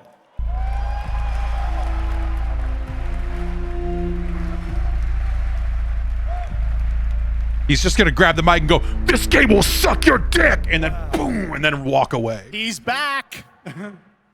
What an incredible honor it is to be here on the stage with Jeff. Yes, Peter. He's an amazing guy. This is so fun. So a couple months ago, you and I had lunch in London. I was like, "What are you working on?" You're like, "Well, I've actually been working on a game for a number of years. You've kept very quiet about it. Yep. You really wanted to let the game speak for itself. But tell us about Masters of Albion." Right, so after messing around on mobile, what the hell was I doing? I thought to myself, I need to come home. I mean, 22 Cans won awards for one of those mobile games. I don't like. It's kind of weird for you to shit all about. So is he gone from 22 Cans? Is he like what is? I've done the same with Black and White. I've taken things from Black and White. I've done the same with Fable, and this is what I'm showing tonight. But 22 Cans put out mobile games that like won awards. Like, you know, Goddess was did not do anything. But yeah, he's like gone from 22 Cans. Because if you go to the 22 Cans website, it still is very much like, hey man, Peter Molyneux did this thing and started this thing, and it doesn't like I was looking at the 22 Cans website like a week ago, 2 weeks ago. Anyway, let's have a look at Masters of Albion. All right, here's the world premiere, Masters of Albion from Peter Molyneux. This is Masters of Albion. We're a team of 20 people dedicated to making something new, unique, and 20 Cans, got it. Here we are in the familiar, vast world of Albion, packed with stories, quests, treasures, and monsters.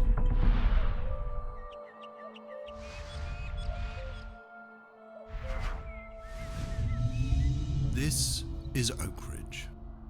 By day, you're tasked with building the town up, gaining resources, and earning money. Kicking chickens? The town will be attacked by many of Albion's creatures.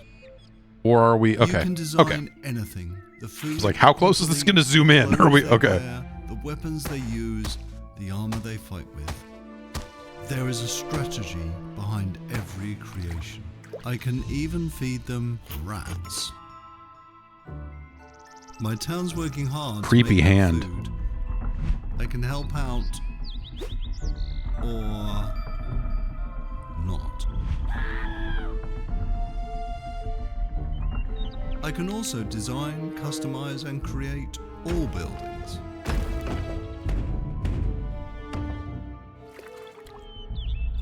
Okay.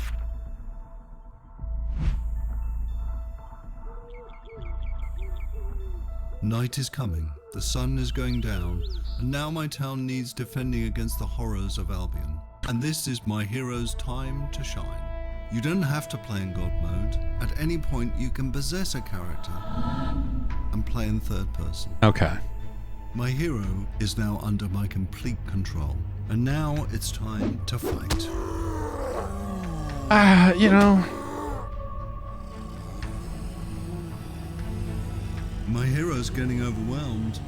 Let's switch back to Is he? God mode and unleash some real Let's look at these. Okay.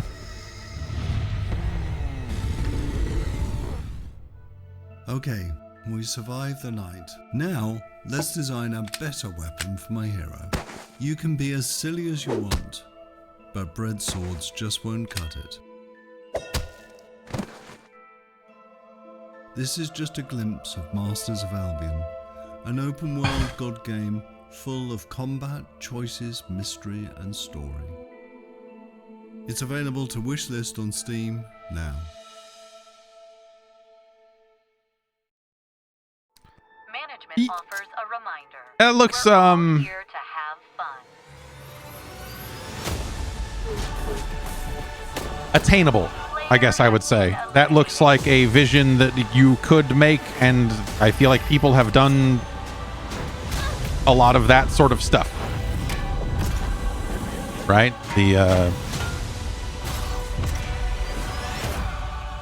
God game where you can control any one of the characters, right?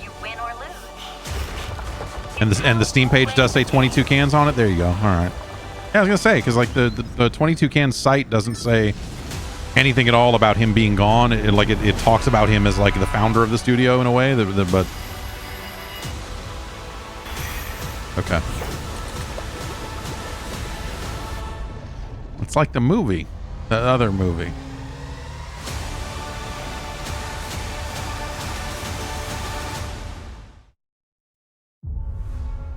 Play soon on the Netflix app. I've been here before. In the fold.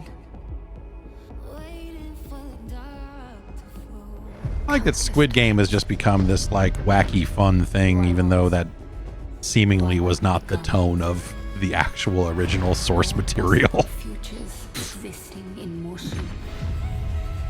Seemed like it had more to say about it, and then America got their hands on it and said, no, this is cool, man. We should do this, but for criminals. Like we're constantly trying to make the Running Man real.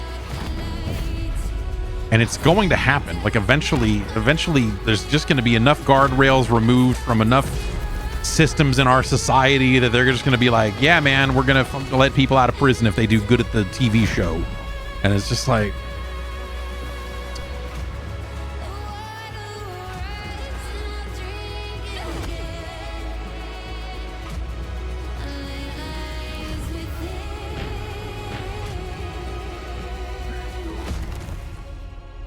And it is my duty, my journey, to step into the unknown.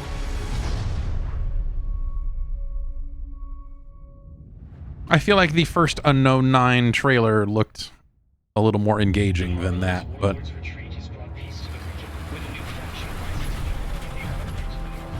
infiltrate the target area and get what's in that safe. The items are valuable, but you must extract alive. We're under attack! They're off the team! Requesting to abort mission!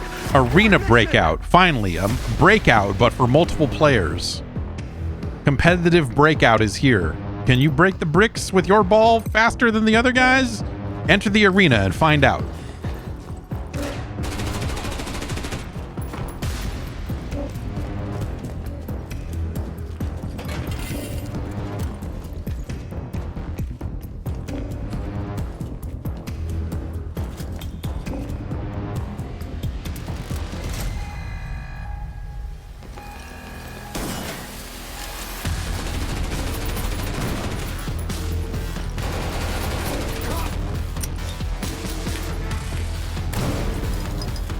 Do you think any of these games are going to do anything? I feel like even, you know, I guess I even mean that about Tarkov to a certain extent. Do you think Tarkov will ever, as much as it's out and people play it, like there's a part of me that feels like Tarkov just still hasn't happened yet?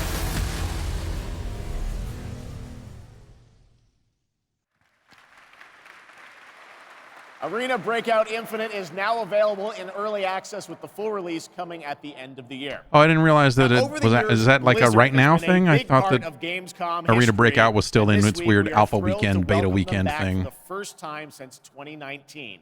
And to tell us more, here's the president of Blizzard, Johanna Faris. Like, is Tarkov ever going to happen in a real way, or is it just going to be for fucking sickos and weirdos, and it'll be big, but like you just hear about it the same way you hear about EVE Online. It's just like, I have a crazy Tarkov story. Welcome to Gamescom. You're like, okay, I'm never going to play it. Thank you so much for having us on behalf of Blizzard. This is such a massive moment, but it's such a special time to be sharing it here with everyone at Gamescom, and we're just really honored and grateful to be here. Well, we're very glad to have you guys back. And I know you got a big booth with Xbox, right? We do, yes. And come on by if you're here all week long. We're proud of it. But it's also a particularly big moment for Warcraft. We have celebrations and anniversaries galore across Hearthstone, across Rumble, and of course, a very big milestone for World of Warcraft this year. Yes, speaking of World of Warcraft, the War Within, was it its Warcraft global Rumble launch or whatever, is right? coming up very soon this month. Like right? what? Yes, Blizzard, it is. And Blizzard's we're just streaming on Rumble? What the fuck's happening? From What? the global launch of the War Within. Rumble's a mobile August game 26th, that they it's go made. time for that, and in 2 days we'll actually open up early access for players. So we're psyched about it. Come on in and join. And I just want to say it's masterful work from the team. The World Soul Saga opens up such ambitious creative territory for us, arguably some of the most ambitious we've ever seen since WoW initially released 20 years ago. And we can't wait to embark on it and share it with players. Yeah, it's very exciting that this month is time for that. But I know this is, you said, there's so many Warcraft anniversaries, Blizzard anniversaries, Warcraft anniversaries. How can players be a part of You're this? right, chat. Yeah, those a ton are of ways good we're going to be able to pants. celebrate, so we definitely hope that you join us.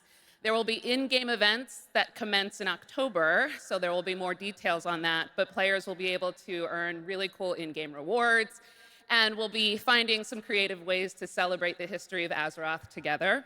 And also be on the lookout for our very first Warcraft Direct, where the team will share more in the coming months on all the things going on for the Warcraft universe. Okay, well, that's exciting. The Warcraft universe. Now, I was wondering about, all the other Blizzard teams. Are they going to get in and celebrate these anniversaries too? They are. There'll be some nice surprises along the way, but I do want to shout out tonight the Overwatch 2 team. Okay. They've been doing some amazing work to show their honoring of World of Warcraft and the legacy that it brings. There'll be a new collab in September. We wanted to share tonight with all of you a sneak peek of the very first new skin. It's Widowmaker, and she's embracing her allegiance for the Horde as Sylvanas Windrunner. So be on the lookout for more details from the Overwatch team on that. Okay, thanks for bringing a little scoop along with you. That's fantastic. Now let's move to another franchise that has a big year, Diablo. Oh yes, all eyes on October 8th. Yes. We are super excited for the Vessel of Hatred, and we're even more All Eyes on October 8th is my favorite Tupac here album. At Gamescom this week will be the chance to have the first ever live hands-on experience with our very new Spiritborn class. It's beautiful, it's awesome to play, and it's definitely a key part of what makes the Vessel of Hatred so special for us. All right, well, I understand you might have brought a little something special with you as well. It's a trailer. Here's a look at our mercenary companions, so take a look on behalf of the Vessel of Hatred.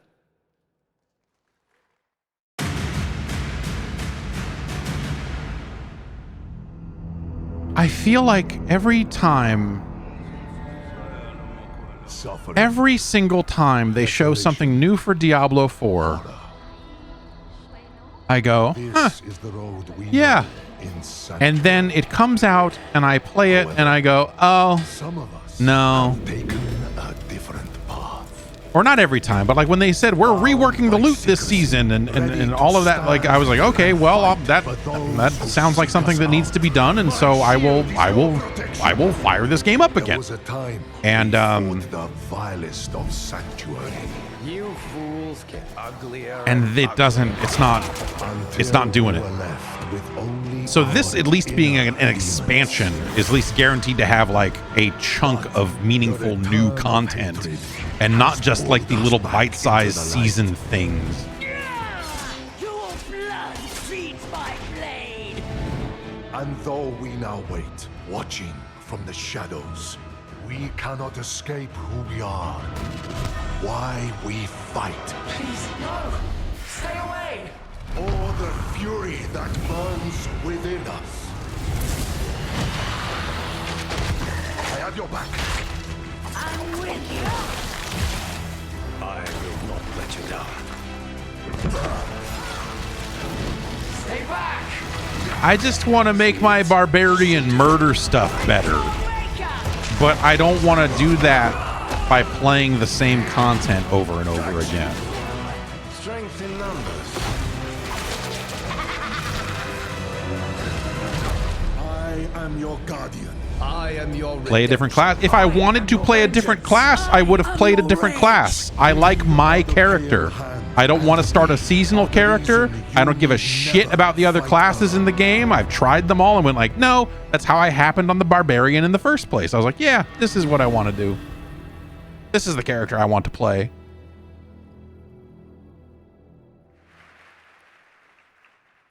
That looks great. Thanks for the sneak peek. Of course, and it's my esteemed pleasure to introduce Brent Gibson, Game Director of Diablo 4, Vessel of Hatred. Hello, Gamescom! It's me, the Vessel of Hatred! The team and I are so proud that Diablo 4 is the type of game that has something for all gamers. And in Vessel of Hatred, it's no exception. All of them? We are hard at work at adding new ways You got a dating to play sim in there? and new ways to grow in power. Like mercenaries. Ordinary people with extraordinary skills that you can hire to fight alongside you in your battle against hell. We're also adding the Kurast Undercity, an all-new multi-layered dungeon that gives you the control on the types of challenges you're going to see, as well as the rewards you may get. That sounds a little bit more like, because like the stuff that D3 eventually had later on, like made it a little more replayable. PvE dungeon that challenges everything you know about combat in Diablo through a gauntlet of multiplayer puzzles and mechanics. So this is the stuff that the game kind of needs, I think. And so stay tuned if you want to see all the things that you're going to see in Vessel of Hatred, launching October 8th. A lot of buzzles. And I hope to see every single one of you on the floor all the way through the show. So thank you very much. See you on the floor. Thanks, Brent.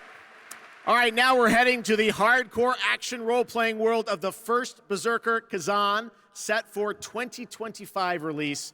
Intense combat meets breathtaking 3D cell animation in a brutal world from Nexon. Coming to PC and console, let's witness the chaos that awaits. Finally, the chaos.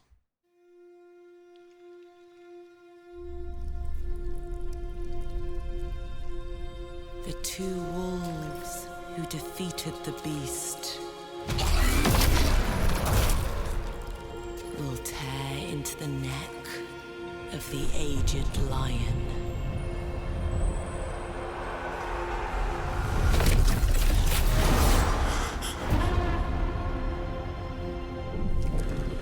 For years, I faced unrelenting fury. Oh, Nexon. I've had a lot of Nexon thoughts lately.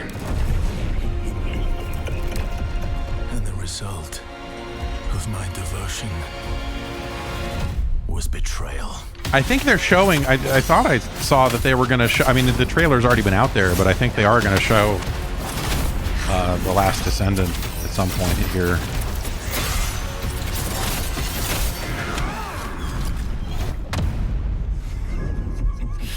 At this rate, you will die. Emperor, you will pay for this. Join me, Blade Phantom. I rarely think that this type of armor, this weirdly like demonic, like fiery hell armor, like whatever the, like that, I rarely find that looks cool. That's just not my style. I don't like that shit.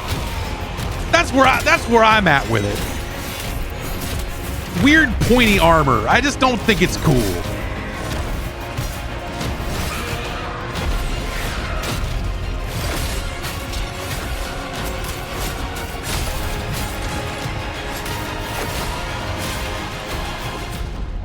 Too devilish for my tastes. I'm not into Satan, you guys.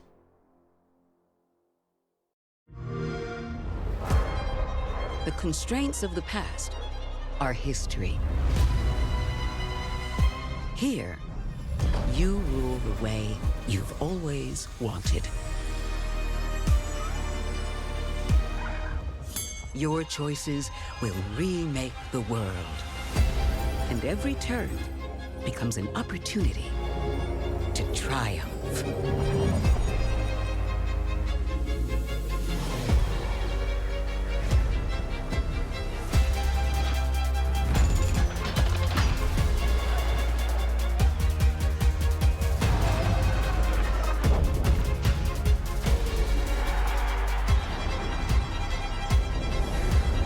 It's your world now. Have a chair. Play it day one with PC Game Pass. Or die trying. Follow my lead! Shut up! You can't even run properly!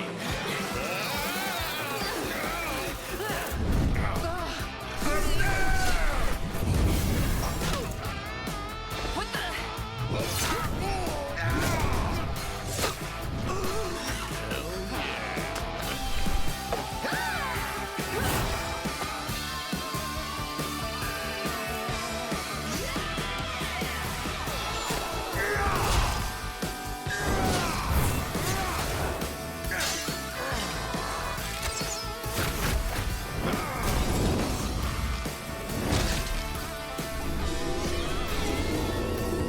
You ever just think you don't really know what you want out of trailers for games or anything anymore? Like, you see this stuff stuck together where they're just like, we got this rocking song and you're killing it. And it's like, right in my blue hole. Is now available for global pre-registration. Now from I love to NetEase pre-register Games, this next mobile trailer is a games. new life simulation games where players Get right can on travel that. among super-powered worlds to craft their island and engage with friends. Let's take a look. I would love to start a new life above the clouds. Take me with you. Yes. Let me live here.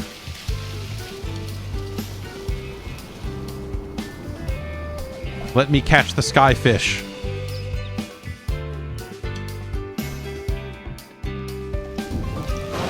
Oh, God. Okay. Change weather! Superpower activated! This is a great trailer.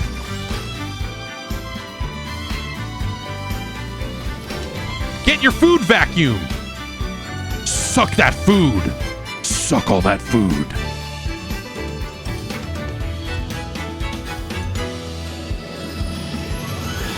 This looks like a free-to-play Dragon Quest Builders, but also not good. But also good. I don't know. This makes me want to play. This makes me want them to make another Dragon Quest Builders because those are good games. But also, this seems like a cool-looking game that will probably be a monetization nightmare.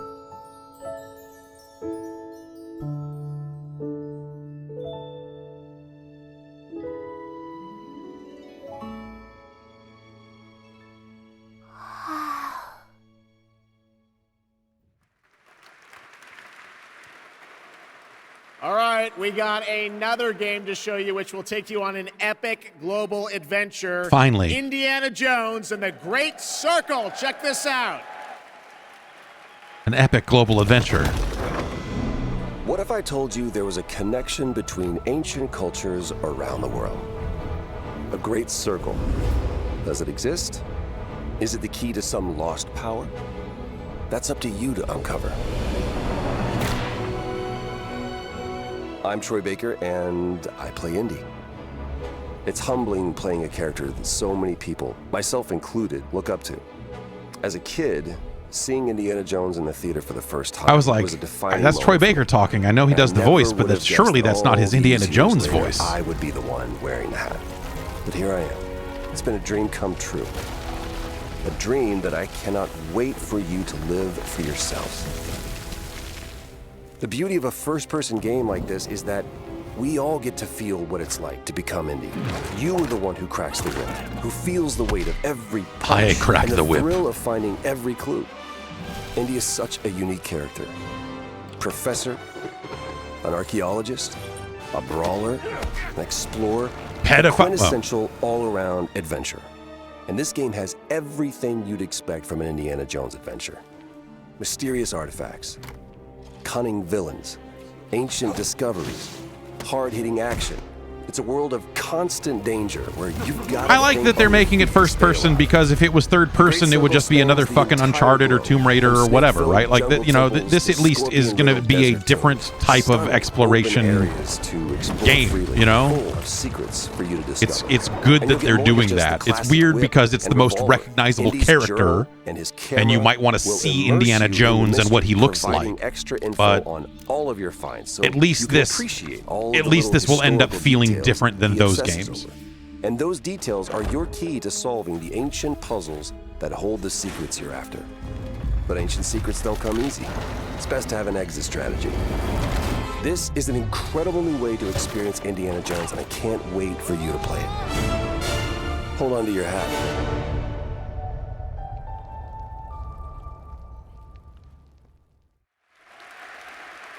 All right. Doesn't that look great? A world of mystery to explore. But you're probably wondering when the game comes out, right? Well...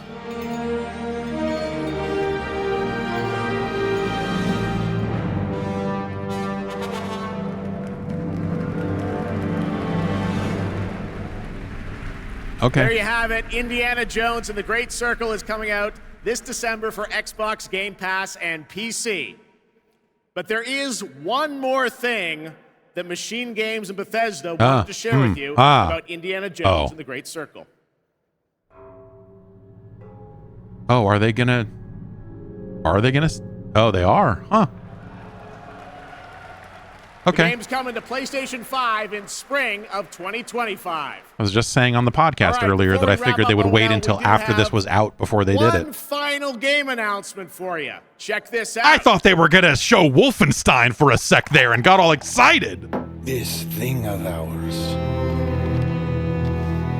it's a brotherhood.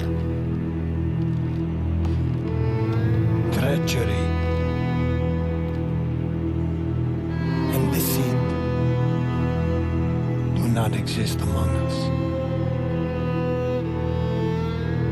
Do you wish to commit yourself, your life, to this family? Yeah, I was gonna say, is this the new Mafia? Weren't they? 2K was working on one, aren't they?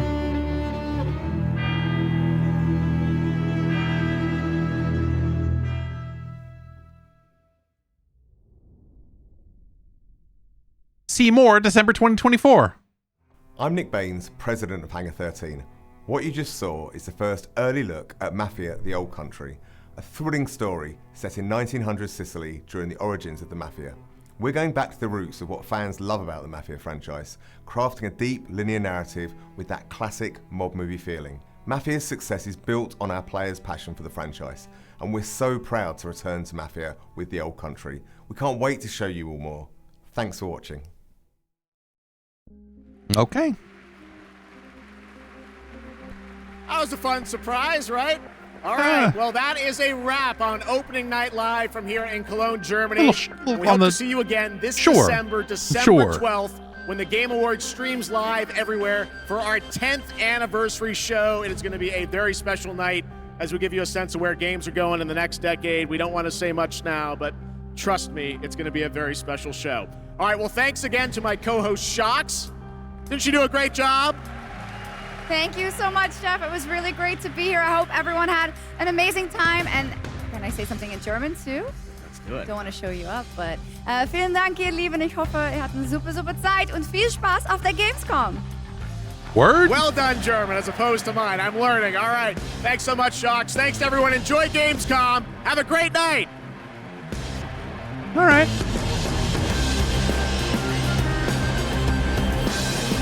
So listen.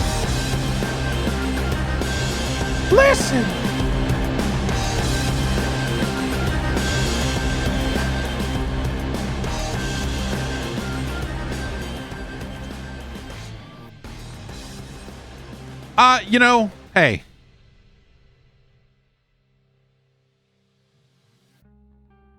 I think that that's a step up in general quality for this show. In terms of games that are, you know, probably going to be relevant to a wider, more worldwide audience. Or rather, I guess what I'm saying is, I feel like that some of these shows in the past, there has been situations where you've had like, oh, here's like a 45-minute block of fucking tractor simulators and all this other weird European farming sim shit. Like they ironed the Europe out of this show. they said, no, we're like smoothing it out here. We're gonna put Indiana Jones in here. We're gonna put this, you know, like we got Capcom coming out with Monster Hunter. Like, you know, this was a like I said, you know, maybe more of a little more worldwide or something, which is a weird thing to say, but you know what I mean. There's just been a lot of Focus Home Interactive in a lot of these shows in the past, right? A lot of like I said, tractor farming sims and all that other stuff. So I think like in terms of just like general show quality, I'd say that this is probably a step up.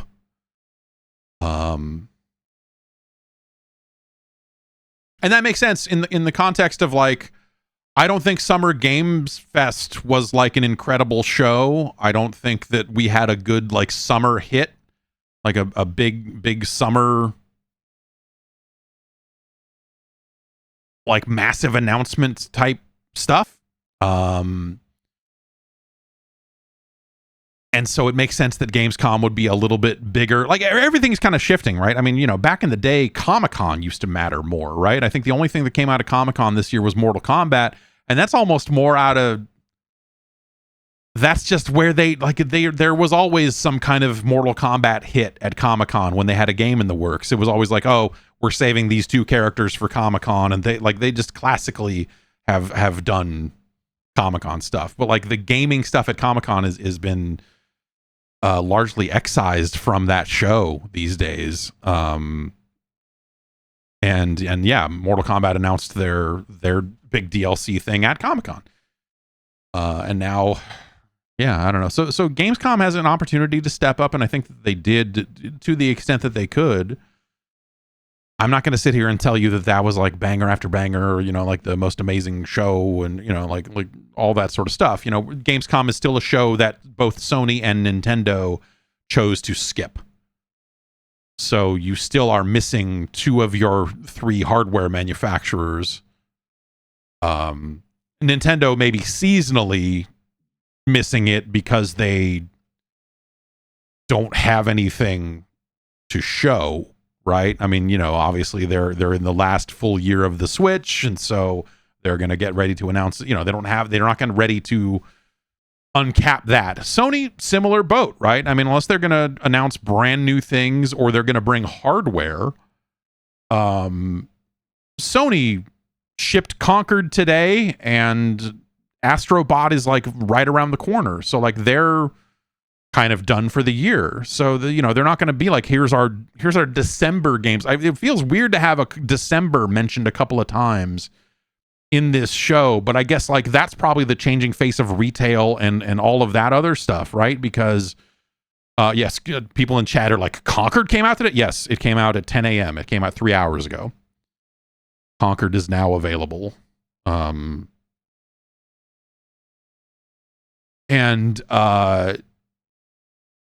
But yeah, so we saw December, but you know, it used to be that everyone was trying to get out in November because everyone was very much like, okay, we're here for we're here for Black Friday. We've got to get our game on shelves before Black Friday. But like in a world where, you know, digital sales are a thing and gifting is different, and you know, like you can put your game out December 6th. Who cares? Right? You're not missing the door beater sales of we've got to get out there and get, you know. a game comes out in November these days, people that like games play it in November, and then they're like, well, what's out in December? Like we've got a weird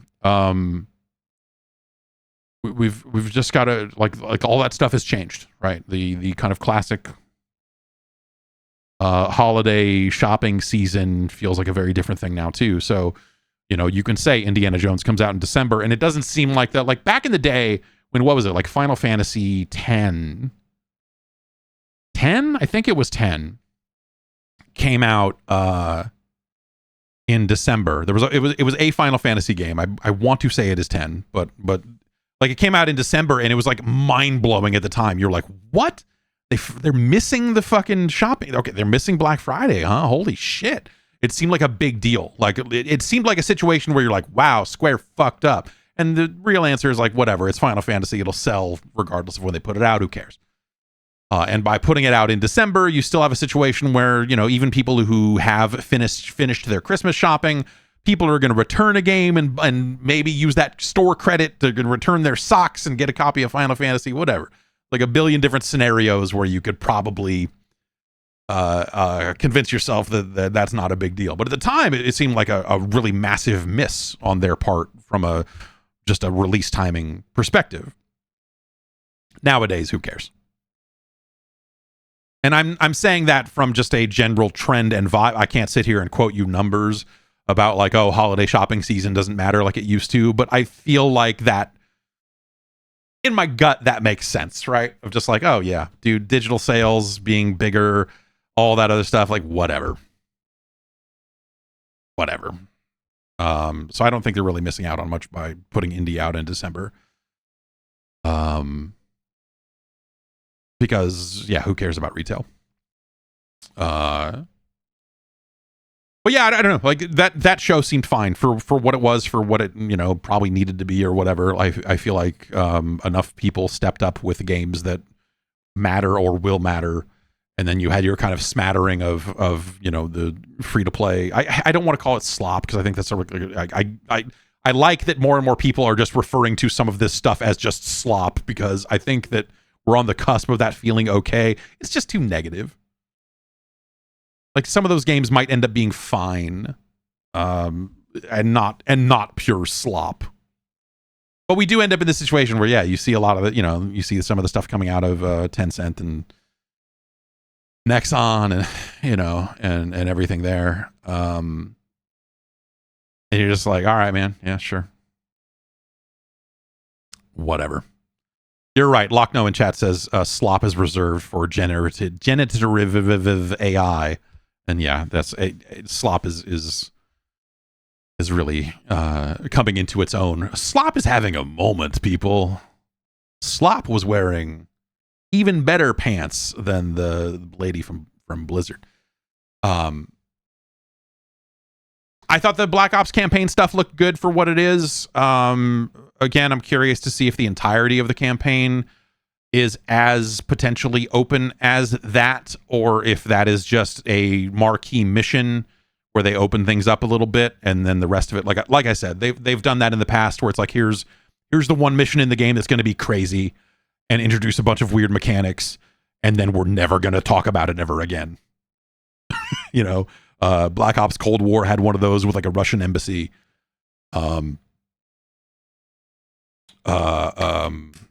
Modern Warfare 2 had one of those with like a big area with crafting and all this other stuff.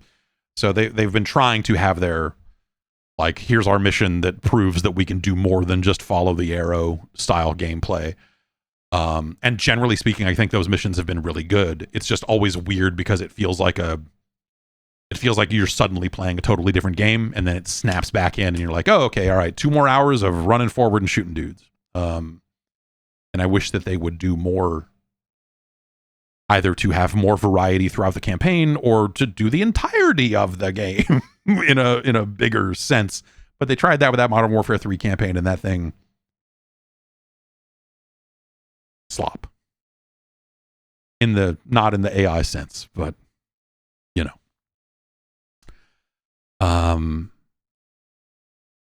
So yeah, I don't have I don't know that I have like massive complaints or anything like that. I think people come out of these shows and they're just like, they didn't have, you know, it's like, I think Keeley was smart to get out there and say, hey, no, Silk Song's not going to be here.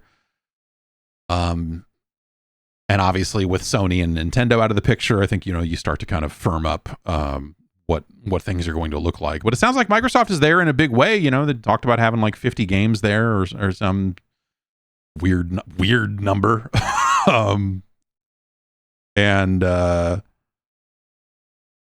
Yeah, so I think that's interesting for whatever that's worth. But at the same time, yeah, I think that announcement wise, it's been a weird year for games overall. I haven't really there you know, well, whatever. Let's not ignore the fact that Peter Molyneux got up on that stage and said, I've got a new video game. Like, oh, what the fuck? Like, you know, hey, don't discount that happened. That was not a figment. You did not fucking like, you didn't like die and then you're dying, you know, as your brain was being starved from oxygen. It did not invent a new Peter Molyneux game. That actually happened. I hope. Jesus. They showed Arc Raiders and it didn't look nearly as cool as I thought it did when they first announced it, you know? It's a weird batch of games. But hey. All right, well, if you're watching live, we're going to get back to the podcast and talk a little bit more about some of this stuff and take some emails and whatever else. But if you're not watching live, that's the end of this video because we watched the Gamescom thing.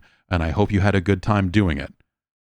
I had a good time doing it. This felt like a much peppier, snappier show than these things normally are. Like I said, I think, you know, partially because of the, you know, a different focus or just a different style, different batch of games. You know, they didn't have that the big farming simulator breakout